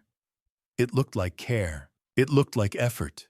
It looked, if you were not paying attention, exactly like happiness. I was paying attention. I had been paying attention for months, sharpening the habit, the way you sharpen a lens, learning to notice what was present and what was conspicuously absent. And what was absent from Claire that evening was the particular kind of ease that a person carries when they are genuinely at rest in their own home. She moved well. She laughed at the right moments. She refilled glasses before they were empty and asked about Doris and about the Zeiss icon I had been repairing when she stopped by in July. She was performing competence the way I had watched her perform competence since she was 8 years old, and trying very hard not to cry about something she had decided wasn't worth crying about. Marcus was smooth in the way he had always been. Smooth conversation, flowing easily from the wine to local news, to a remark about a new commercial development proposed near the waterfront that he found interesting from a market timing perspective. He asked about the shop with the practiced warmth of a man who had been asking about the shop for 3 years, and knew exactly how to make the question sound like affection. Then, near the end of dinner, while Claire was in the kitchen cutting the pie, I'd brought a maple cream from the bakery on Fenwick Road, Vivien's preferred Thanksgiving offering, which I had continued buying every year since she died. Marcus set his fork down and leaned back in his chair. "Dad," he said, "I've been meaning to mention something. One of my colleagues, Neil, has put together something I think would be worth a look. Regarding the shop. A formal summary just to give you a sense of the landscape." He smiled easily. "No pressure, of course. Completely your call. But I thought given where things are with the Hargrove corridor, it might be useful to have the information." I held his gaze for exactly as long as it would have taken a man who didn't know anything to consider the offer. "I appreciate that, Marcus," I said. "Send it over and I'll take a look." He nodded, satisfied.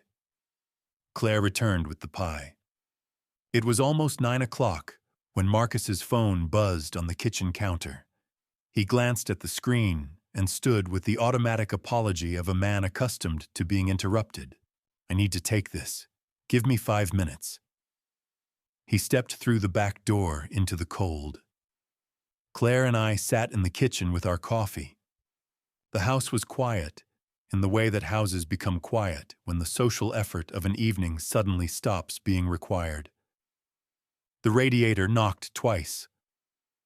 Outside the kitchen window, the first snow of November was beginning, not the determined snow of January or February, but the tentative kind, the flakes large and slow, testing the air before committing. I looked at my daughter. She was holding her coffee mug with both hands, looking at the table. "Are you happy, Claire?" I asked. She didn't look up immediately. The question sat between us for a moment, not awkwardly, but with a kind of weight, the way a real question sits, when the person being asked has been waiting for it longer than they realized. "I'm fine, Dad," she said. It was the same answer she had given me in July when she stopped by the shop. Steady, complete. The answer of a person who had practiced giving it. "Claire," I said. I set my coffee down. "I need to ask you something, and I need you to trust me not as someone who will judge you, not as someone who has an opinion about your choices, just as your father." I paused. "Has there ever been a moment, even just one moment, when something felt wrong to you about any of it?" She looked up then. I had spent 41 years learning to read light. I had spent 72 years learning to read faces. The expression on Claire's face in that moment was not the expression of a woman being asked something she had never considered. It was the expression of a woman being asked something she had been carrying alone for a very long time. It was not refusal. It was fear. Not the acute fear of immediate danger, but the deep, chronic fear of a person who has suspected something and cannot afford to be right. The fear of being wrong and destroying a marriage over a misunderstanding. The fear of being right and having to live in what comes after. The fear of looking at her father and seeing in his face that he had already known which would mean she had been the last one to understand something about her own life. She was 31 years old, and she had her mother's eyes, and in that moment, she looked very much like the child who had once sat across from me at the kitchen table on Birchwood Avenue, trying very hard not to cry about something she had decided wasn't worth crying about. "Dad," she said quietly, "please, not tonight." I nodded. I did not push. I did not press or explain or offer her the information I had been collecting since April, the photographs and the LLC filings and the FOIA documents and the forensic accountant's clean report. That was not what she needed from me at 9 o'clock on a Thanksgiving evening with Marcus 20 feet away on a phone call in the cold. I only said, "Okay, but when you're ready, I'll be at the shop." Same as always. She looked at me for a moment longer. Then she nodded once and looked back down at her coffee. Marcus came back inside 4 minutes later, stamping snow off his shoes in the doorway, and the evening resumed its performance. I drove home through the first real snow of the year. The flakes came down heavier now, the way Vermont snow commits once it decides to begin, covering the road in a thin white layer that made the street lamps look softer than usual, less like electric light and more like something older. I thought about eyes, the way a camera captures light, not the object itself, but the light that surrounds it, defines it, gives it shape and depth. I had spent a lifetime understanding that the photograph was never really about the subject. It was about what the light revealed. Claire's eyes that evening had a particular quality of light that I had not seen in them before. Not the careful steadiness of the July visit, not the practiced lightness of dinner conversation, something different. It looked like relief, like a person who had been waiting a very long time to be asked. The offer arrived on a Monday morning in March 2024. Marcus brought it himself, and that told me everything I needed to know about how confident he had become. He came through the door at 9:15, which was early for a man who generally kept real estate hours. The shop had been open for 45 minutes. Doris had not yet arrived. It was just me, the repair counter, and the particular quiet of a Monday morning in March. The last of the winter light coming through the wooden slat curtains in thin, pale bars. The smell of camera oil and old wood and the coffee I had brewed before unlocking the front door.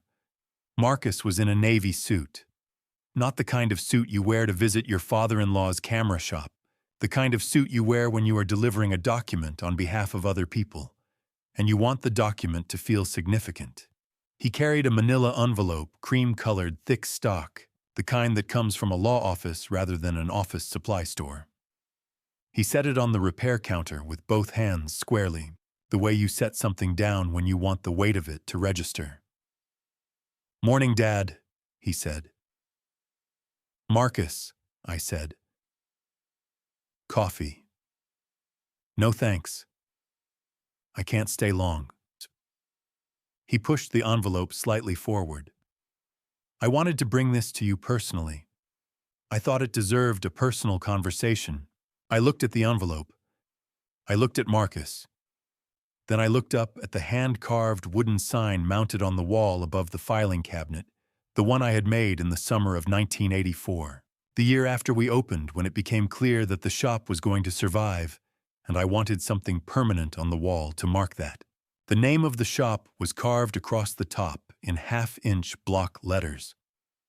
Below it, the year 1983, and below that in smaller lettering that I had not carved, but painted Vivien's handwriting, replicated as carefully as I could manage with a fine brush and a steady hand, a sentence she had said to me in our first year of marriage, and that I had never been able to improve upon. "Every photograph is a certificate of presence." I had been looking at those words for 40 years. I looked at them now for exactly the amount of time it would have taken a man who didn't know anything to gather himself before opening an envelope. Then I opened it. The document inside was 4 pages printed on letterhead from an entity called Hargrove Development Partners, LLC, a name I had never seen before. which told me that Frank's earlier explanation about rotating shell companies had been precisely correct. The language was formal and thorough, a full summary of the proposed transaction, prepared by a law office whose address matched the Birch Street building, where Neil Pressler maintained his secondary office. Two options were presented.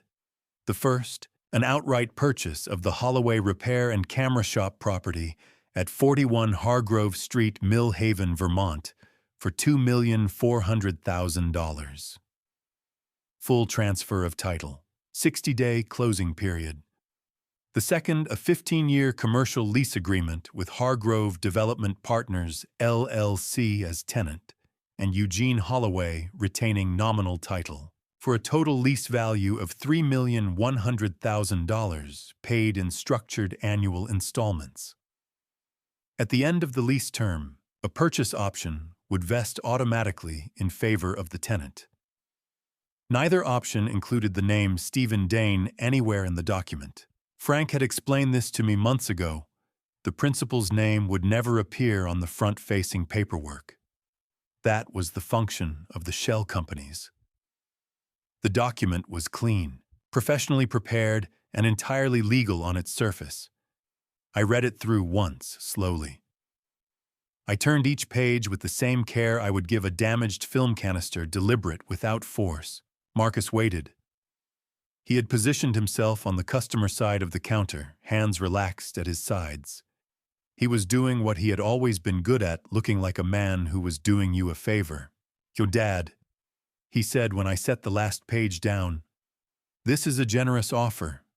Neil was very clear about that. The valuation came in above comparable sales in the corridor by a significant margin.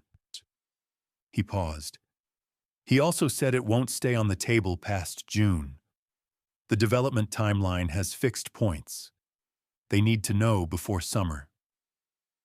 I was quiet for a moment. I thought about what Frank had told me in April of the previous year, that the Mill Haven Planning Commission's corridor decision was expected by December 2024, that the assembled block would need to be complete before that vote, that the pressure would come before summer. Frank had been exactly right about the timing down to the season. I looked at Marcus. He was watching me with the particular expression of a man who believed that patience and warmth were his advantages, that a 72-year-old shop owner, presented with a formal document and a friendly face and a generous number, would do what 72-year-old shop owners in difficult situations tended to do: feel relieved. I saw the relief in his eyes. It was too early. The relief of a man who believed he had already won. "Let me sit with this, Marcus," I said. "You'll have my answer before June." He smiled. It was a good smile, practiced. Warm, the smile of a man who had delivered many offers and recognized the sound of one being accepted. "Of course," he said. "No rush. Just don't wait too long, okay? I want to make sure you're taken care of." He left at 9:32. I watched his car pull out of the lot through the front window. Then I went to the back office and called Frank. "He made the offer," I said. 2.4 outright or 3.1 on a 15-year lease. June deadline. There was a brief silence on Frank's end, the silence of a man reorganizing his mental file. "Shell company on the paperwork?" he asked. "Hargrove Development Partners, LLC. "We'll run it," he said. "Same structure as the last one, almost certainly." Another pause.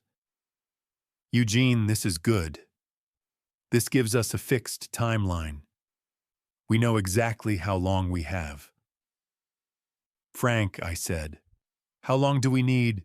"We'll be ready by May," he said. I thanked him and hung up. Then I sat down at the repair bench and picked up a Pentax Spotmatic that someone had left for a shutter repair the previous week. The camera was well used, the kind of wear that came from decades of actual work rather than shelf display brass, showing through the black paint at the corners, the advance lever slightly stiff from old lubricant. I opened the back plate and looked at the shutter mechanism. A camera doesn't take a photograph at the moment you press the shutter button. It takes the photograph at the precise quarter second, when everything aligns, light distance aperture, the stillness of the subject, the steadiness of the hand. Press too early and you have blur.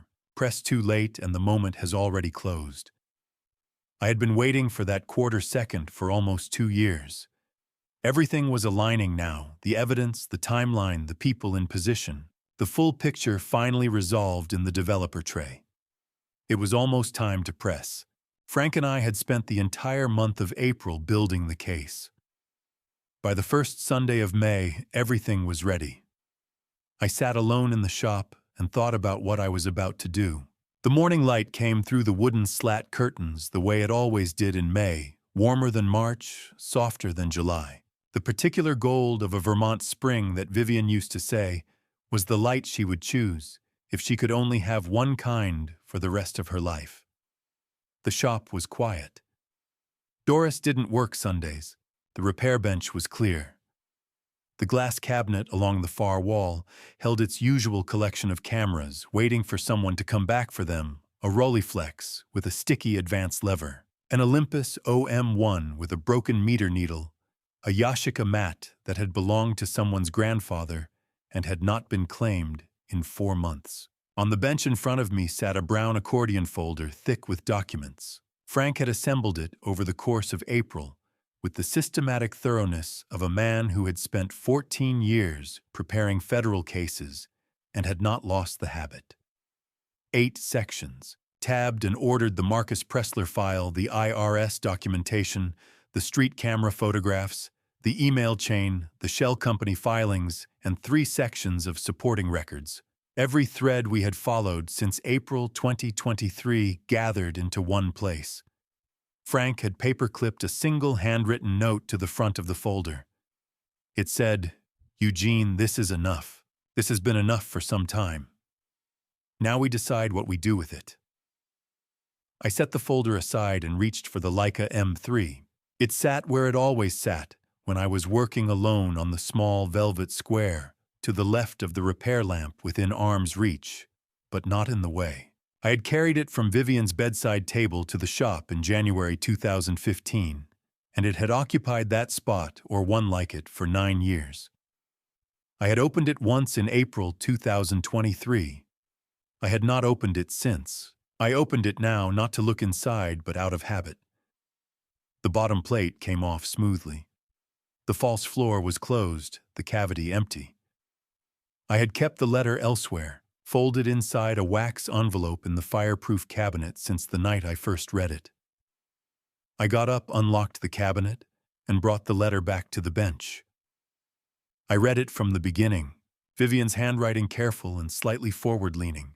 The way her handwriting always was, when she was writing something she wanted to be clear, moved across the yellowed page in the same lines it had moved across for 9 years. The warning about Stephen Dane. The instruction about Frank. The date December 2014, 1 month before she died. And then the final paragraph. The one I had never read aloud. The one I had kept, without entirely deciding to keep it for myself. Eugene, if you are reading this, it means you found the false floor. And if you found it, it means you needed to.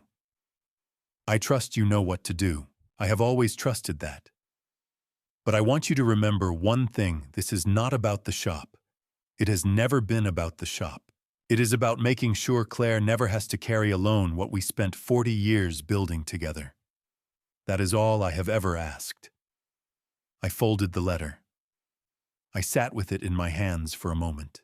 Then I set it on the velvet square beside the Leica M3 and lit the small candle I kept on the far corner of the bench. The one I had lit every night since January 2015. The one Vivien would have found excessive and sweet in equal measure. The shop was very quiet. Outside, through the wooden slats, the May light moved slowly across the floor the way it does when there is no wind and the morning is in no hurry. This was the stillest moment of all of it. Not the silence of waiting, the silence of having waited and being ready. I took 2 note card envelopes from the drawer beside the register and wrote the same message in each. In my ordinary handwriting, the handwriting of a man who repaired cameras and kept paper records and had nothing to hide. Dinner. The Crestwood Grill. Saturday, August 10th. 7 p.m., Dad. One for Claire, one for Marcus. I sealed both envelopes and wrote the addresses by hand. I dropped both envelopes into the mailbox at the corner of Hargrove Street and stood for a moment in the May sun. The light was exactly what Vivien had said it was the kind she would have chosen. I stood in it for a little while and let it sit on my face. Then I walked back to the shop, lifted the Leica M3 from its velvet square, and placed it carefully on the passenger seat of my car. It would come with me to the Crestwood Grill. Before I show you exactly what happened at that dinner table, comment "ready" if you've made it this far. I want to know you're still with me. Note portions of this story have been adapted for narrative purposes. Any resemblance to actual names or places is coincidental, but the lesson inside it that one I stand behind completely. The Crestwood Grill on a Saturday evening in August was the kind of place where people came to celebrate. I had chosen it deliberately. What was about to happen deserved to be witnessed even by strangers. I arrived at 6:45 and took the corner booth I had reserved 3 weeks earlier. The lighting was warm, the background noise from the bar kept voices from carrying, and a jazz quartet near the entrance was playing something unhurried. I set the Leica M3 on the table before I sat down, not hidden, not explained, placed slightly to my left, where anyone sitting across from me would see it immediately. The camera sat in the candlelight, the way it always sat in the lamplight of the repair bench, patient black, quietly present. I ordered water and waited. Marcus and Claire arrived at 7:03. He had his easy stride, one hand briefly at the small of her back. She was in a pale blue dress and carried herself the way she had at Thanksgiving. Composed, careful bearing, something she had gotten very good at bearing. Marcus reached the table first, pulled out Claire's chair, then took his own seat. Then his eyes moved to the Leica M3. The smile did not disappear. It adjusted a fraction of a second, less than a shutter click. Because what Marcus recognized was not the camera itself, but the act of placing an object on the table before an important conversation begins. That was the language of a person who had prepared something. He had sat across enough negotiating tables to know exactly what that language meant. He picked up the wine list. His right hand was not entirely steady. We ordered. The server cleared the appetizers. The quartet shifted into something slower. I placed the brown accordion folder on the table between us. Before we discussed the offer, I said, "I want to talk about Dane Commercial Properties." The silence that followed was not the comfortable quiet of a family dinner. "That's a client company, Eugene," Marcus said. "Completely independent from—" I opened the folder. I set the documents out. The way you set out tools before a repair, methodically in order. The street camera photograph of Stephen Dane came first, July 7th, 2023, 4 minutes and 20 seconds, standing directly across from my shop sign. Then the email chain, 2 messages from Marcus Dane's own registered business account. The second one read, "Stephen's preference for the June window, make sure the old man's insurance records are current." I let that line sit on the table between us. Marcus looked at the documents for a long time. The color withdrew from his face slowly, not all at once, but gradually, the way light leaves a room when a cloud passes over the sun. He did not reach for the papers. He held his wine glass with both hands and said nothing. Claire was very still. I reached into my jacket pocket and took out the letter. I unfolded it and placed it open on the table, turned, so Marcus could see Vivien's handwriting, careful, forward-leaning cursive. The hand of a woman who had taught second grade for 26 years, and the date at the top of the page, December 2014. "My wife wrote this 9 years before you met my daughter," I said. She encountered your brother's company in 2008. She researched what she found, and she left me a name. I paused.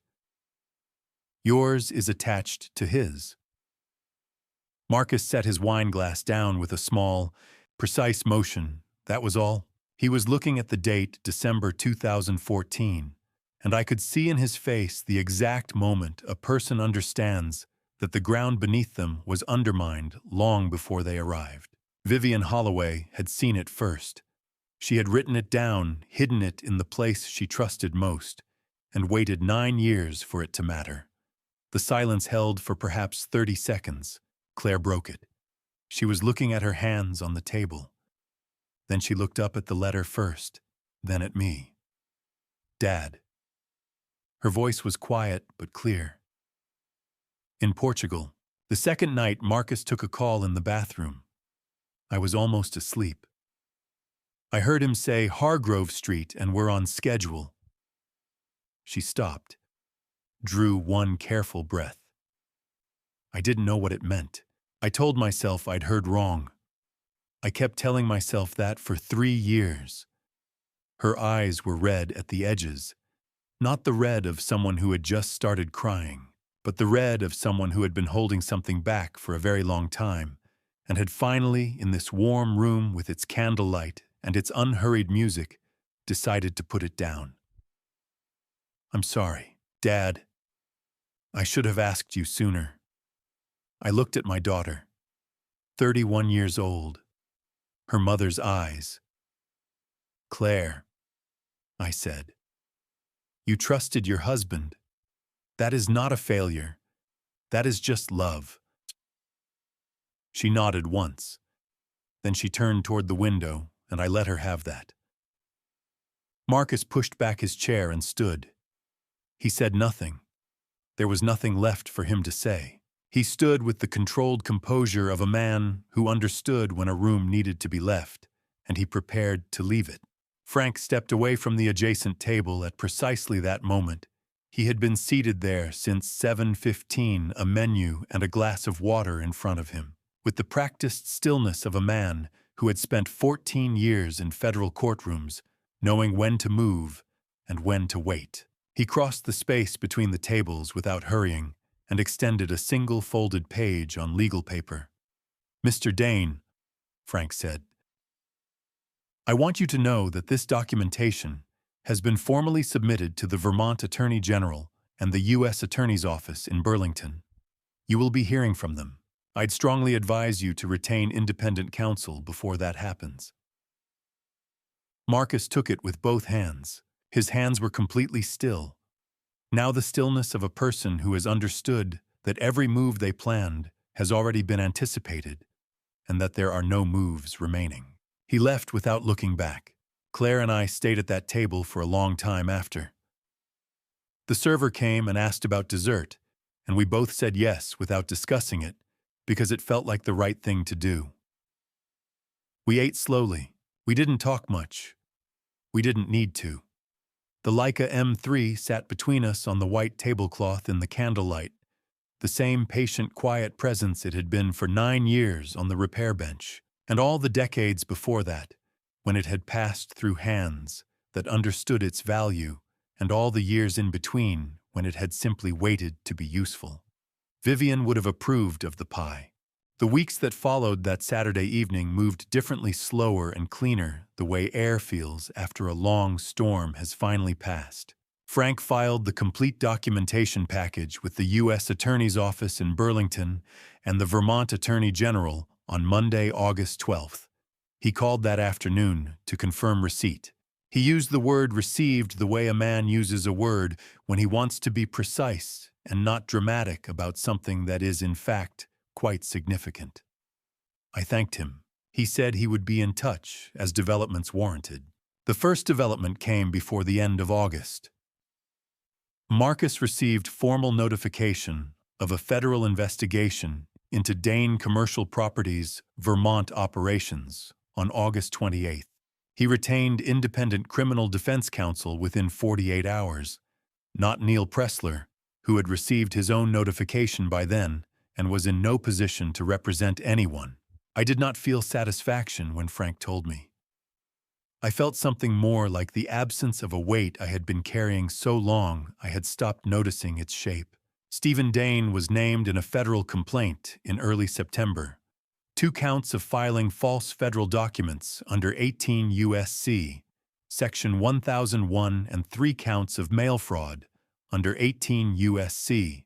Section 1341, tied to the coordinated scheme to acquire Hargrove Street properties through shell companies and manufactured financial pressure.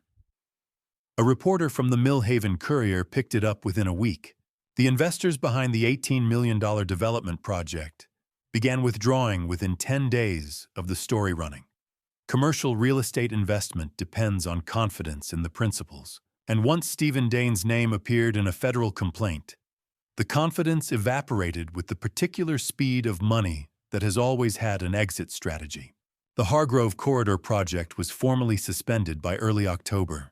Neil Pressler was suspended from the practice of law by the Vermont Professional Conduct Board on September 19th, pending the outcome of the investigation into his role in the shell company filings. Sandra Holt's license was placed under review the same week by the Vermont Department of Financial Regulation, and her employment at the insurance firm was terminated following an internal compliance review. I did not follow these developments the way a person follows something they have been waiting for. I followed them the way you watch weather, noting what arrives, acknowledging what it means, and returning to the bench. Claire filed for divorce in September. She told me after the papers had been filed on a Saturday morning over coffee from the place on Fenwick Road. She sat on the customer stool across from the repair bench and told me plainly, the way she had always delivered difficult information when she had decided she was ready. "It's done," she said. "I filed Thursday." "How are you?" I asked. She thought about it honestly. "Relieved," she said. "Mostly relieved, and a little angry still, but mostly relieved." She moved out of the Pembroke Lane house in the 3rd week of September into a small apartment on Aldrich Street, 4 blocks from Hargrove, close enough to walk on a dry morning. She began coming by on Saturdays without appointment, just the 2 coffees and the customer stool and whatever conversation arrived naturally. Sometimes we talked about the work on the bench. Sometimes she helped catalog the unclaimed cameras in the display case, writing descriptions in a small notebook she had started keeping for the purpose. Sometimes we sat in a quiet that felt, in its texture and ease, like something that had been there all along, waiting for the other things to clear away so it could be noticed. She never asked what I had known or when. I think she understood that the timing had been what it needed to be, and that the answer mattered less than what came after. At the end of October, Doris arrived on a Monday morning before I had unlocked the front door. I saw her through the window glass, standing on the sidewalk in her good coat, holding a white bakery box. I let her in. She set the box on the repair counter without speaking. Inside were 6 pineapple pastries from the Portuguese bakery on Mill Avenue, the kind I had mentioned once, perhaps 12 years ago, that I liked and which she had apparently filed away in the same careful mental drawer where she filed everything that mattered. "Harold finished his last treatment on Friday," she said.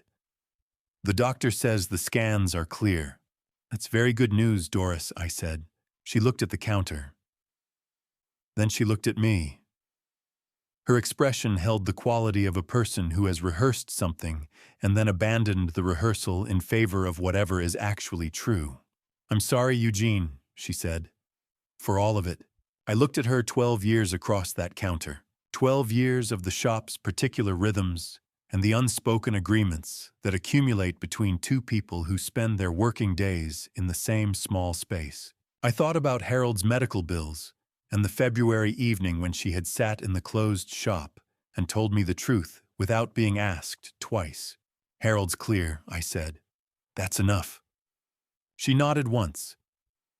Then she put her coat on properly and went to open the blinds the way she always did on Monday mornings, letting the late October light into the shop in its long, flat autumn angles. We did not discuss it again. We did not need to. On the last evening of October, Claire stayed after coffee and helped me rearrange the glass display case chronological by decade her idea, which was better than the arrangement I had maintained for 11 years. At one point, she lifted the Leica M3 from its velvet square and turned it slowly in her hands, the way her mother had turned it in the summer of 2014 in almost exactly this same light. Then she said, "Have you ever actually used this one?" I thought about it. "Sonuki," I said. "I haven't." She looked at me. "Why not?" I didn't have a quick answer. The Leica M3 had been a repository, a vessel, a hiding place, a warning, a gift, and a piece of evidence. It had been the camera that held Vivien's letter, and the object on the table at the Crestwood Grill, and the thing I had lit a candle beside every night for 9 years. It had not in all of that been a camera. I looked at it in Claire's hands. Raymond Howell's camera, Vivien's camera. The camera that had traveled from a Vermont documentary photographer's bag in the 1950s through 40 years of a shoebox and 9 years of a velvet square to this particular October evening on Hargrove Street. "And I don't know," I said, "but I think I'm going to." Claire set it back on the velvet square and smiled, not the careful smile of the past 3 years, but the easier one, the one that had been there before all of this began. An answer was coming. I could feel it the way you feel the right moment before you press the shutter. Claire arrived early that Sunday. Before I had a chance to turn the sign from closed to open, 2 light taps at 8:10. Her knock since she was a teenager, the one that meant, "It's me, no urgency." I was in the back room pouring my first coffee. I called out that it was unlocked, which it wasn't, so I went and unlocked it instead. She came in with 2 cups from the place on Fenwick Road and set one on the corner of the repair bench without being asked. She had her hair loose and was wearing a sweater I recognized from years ago, the kind of thing you wear on a Sunday morning when there is nowhere to be and no version of yourself to perform. "You're early," I said. I couldn't sleep," she said. "The apartment's still a little strange at night." We stood on either side of the repair bench and drank our coffee and let the shop be quiet around us the way the shop knew how to be quiet, not the quiet of absence, but the quiet of a place that has been occupied long enough to have its own kind of presence. The October light came through the wooden slat curtains in its long sideways angles, laying bands of gold across the floor, the way it had been doing every October morning for 41 years. After a while, Claire set her cup down and looked at the Leica M3 on its velvet square. "You said you were going to use it," she said. "I did say that." "So," she looked at me, "teach me how to load film." I took the Leica M3 from the velvet square and held it for a moment. I had held it thousands of times to clean it, to carry Vivien's letter in and out of its false floor, to set it on a restaurant table in August as the language of a man who had prepared something. But I had not held it as a camera in 9 years, and the difference was present in my hands in a way I had not anticipated. I took a roll of Kodak Tri-X 400 from the drawer beneath the bench, black and white 36 exposures. The film I had always preferred for interior light and available shadow, and set it beside the camera. "The Leica M3 loads from the bottom," I said, releasing the base plate. I showed her the film channel, the take-up spool, the sprocket teeth. I threaded the leader slowly, the way you do something for the first time in a long time, not because you have forgotten, but because you want to do it correctly. "The camera doesn't hurry," I said while my hands worked. "You wind the film, you frame the image, you wait. The photograph doesn't happen when you press the shutter. It happens in the moment before, when you understand exactly what you're looking at. The shutter only records what you've already seen." I replaced the base plate and advanced the film to the first frame. "So that's the whole philosophy," I said. It took me about 20 years to understand it applied to more than photography. Claire picked up the camera. She turned it in her hands the way her mother had turned it in this same light in October of 2014, learning its weight, its geometry, the particular density of something built to be carried into the world rather than kept behind glass. She raised it and looked through the viewfinder, Then she lowered it and looked at me. "Did Grandma teach you this?" she asked. "I taught her," I said. "She taught me everything else." Something moved through Claire's expression. Not grief exactly, but the close relative of grief that arrives when you understand a loss more completely than you did before. The kind that comes not from new information, but from a new angle on something you already knew. "She knew what was going to happen," Claire said. It was not quite a question. "She knew enough," I said. "She trusted the rest to work itself out." We sat beside each other at the repair bench for a while after that. The October light moved slowly across the floor, the gold strips shifting by degrees through Vivien's wooden slat curtains, the same curtains she had hung in this window in the spring of 1991, and that I had never taken down because there had never been a reason good enough to justify removing something that worked exactly as intended. I lit the small candle on the far corner of the bench. It was morning rather than evening, which was not when I usually lit it. But it seemed like the right day for an exception. If Vivien had a view of Hargrove Street, and I had spent 9 years operating on the assumption that she did, I wanted her to be able to see clearly, Claire noticed. She looked at the candle for a moment, then at me. She did not say anything, which was the right response. "Claire," I said, "people think I repair cameras. What I actually do is preserve the capacity to see because there are moments that once missed cannot be recovered. Your grandmother understood that. She left us a way to see something we almost missed entirely." I paused. "I think it's time we used it." She was quiet for a moment. Then she raised the Leica M3, settled it against her face, and looked through the viewfinder at the repair bench, at the coffee cups, and the candle, and the long bands of October light on the worn wooden surface. She pressed the shutter. The sound it made was the sound a Leica M3 makes, a soft, precise mechanical note. Nothing like the exaggerated click of a digital imitation. It was the sound Raymond Howell had heard carrying that camera through Vermont in the 1950s. The sound that had waited in the mechanism of springs and metal. Through every year the camera sat in a shoebox, and every year it sat on the velvet square patient, as the best things are patient for the right hands and the right morning. It lasted less than a quarter of a second. Then it was gone. I did not know what the photograph looked like. I did not need to. The frame had already closed, the light already fixed on silver halide crystals in the dark interior of the camera. The image existed now, and it was permanent in the way that only light preserved in darkness can be permanent. 41 years I had kept this shop, kept the bench, kept the sign, kept the candle burning on the corner every evening since January 2015. And now Claire was here, not because I had pressed her, not because obligation had left her no other choice, but because she had chosen to be here. She had knocked twice and carried 2 coffees from Fenwick Road into a camera shop on a Sunday morning in October and asked to be taught something. That is the nature of preserving a thing you cannot make it last by holding too tightly. You have to trust that what is real will find its way back. Vivien knew that. She had always known it. The candle burned on the corner of the bench. The light moved across the floor. Claire advanced the film to the next frame, raised the camera, and looked through the viewfinder at Hargrove Street, ordinary and present, and entirely itself in the October morning. She was ready to take the next photograph. So was I. I'm telling you this, not because I want to be praised. I'm telling it because someone out there needs to hear it. There were nights I sat alone in this shop and asked why everything had to happen this way.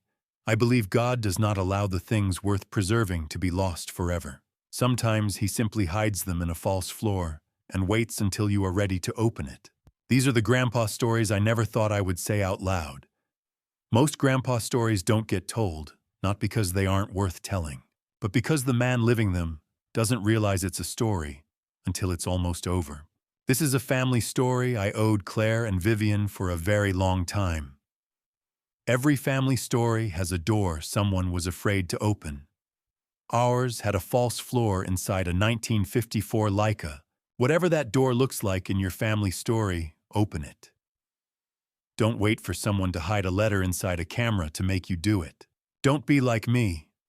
Don't let fear dress itself up as patience. The people who love you never leave anything behind without a reason. These grandpa stories exist because one woman trusted that the right person would find them at the right time. My belief after 72 years, you cannot preserve what matters by holding too tight. Trust that what is real will find its way back. If this reached something in, you leave a comment, share it with someone who needs it, and subscribe so you don't miss what comes next. Thank you for staying with me all the way to the end. Note stories ahead contain fictionalized elements for illustration purposes. If that's not for you, choose what serves you best today.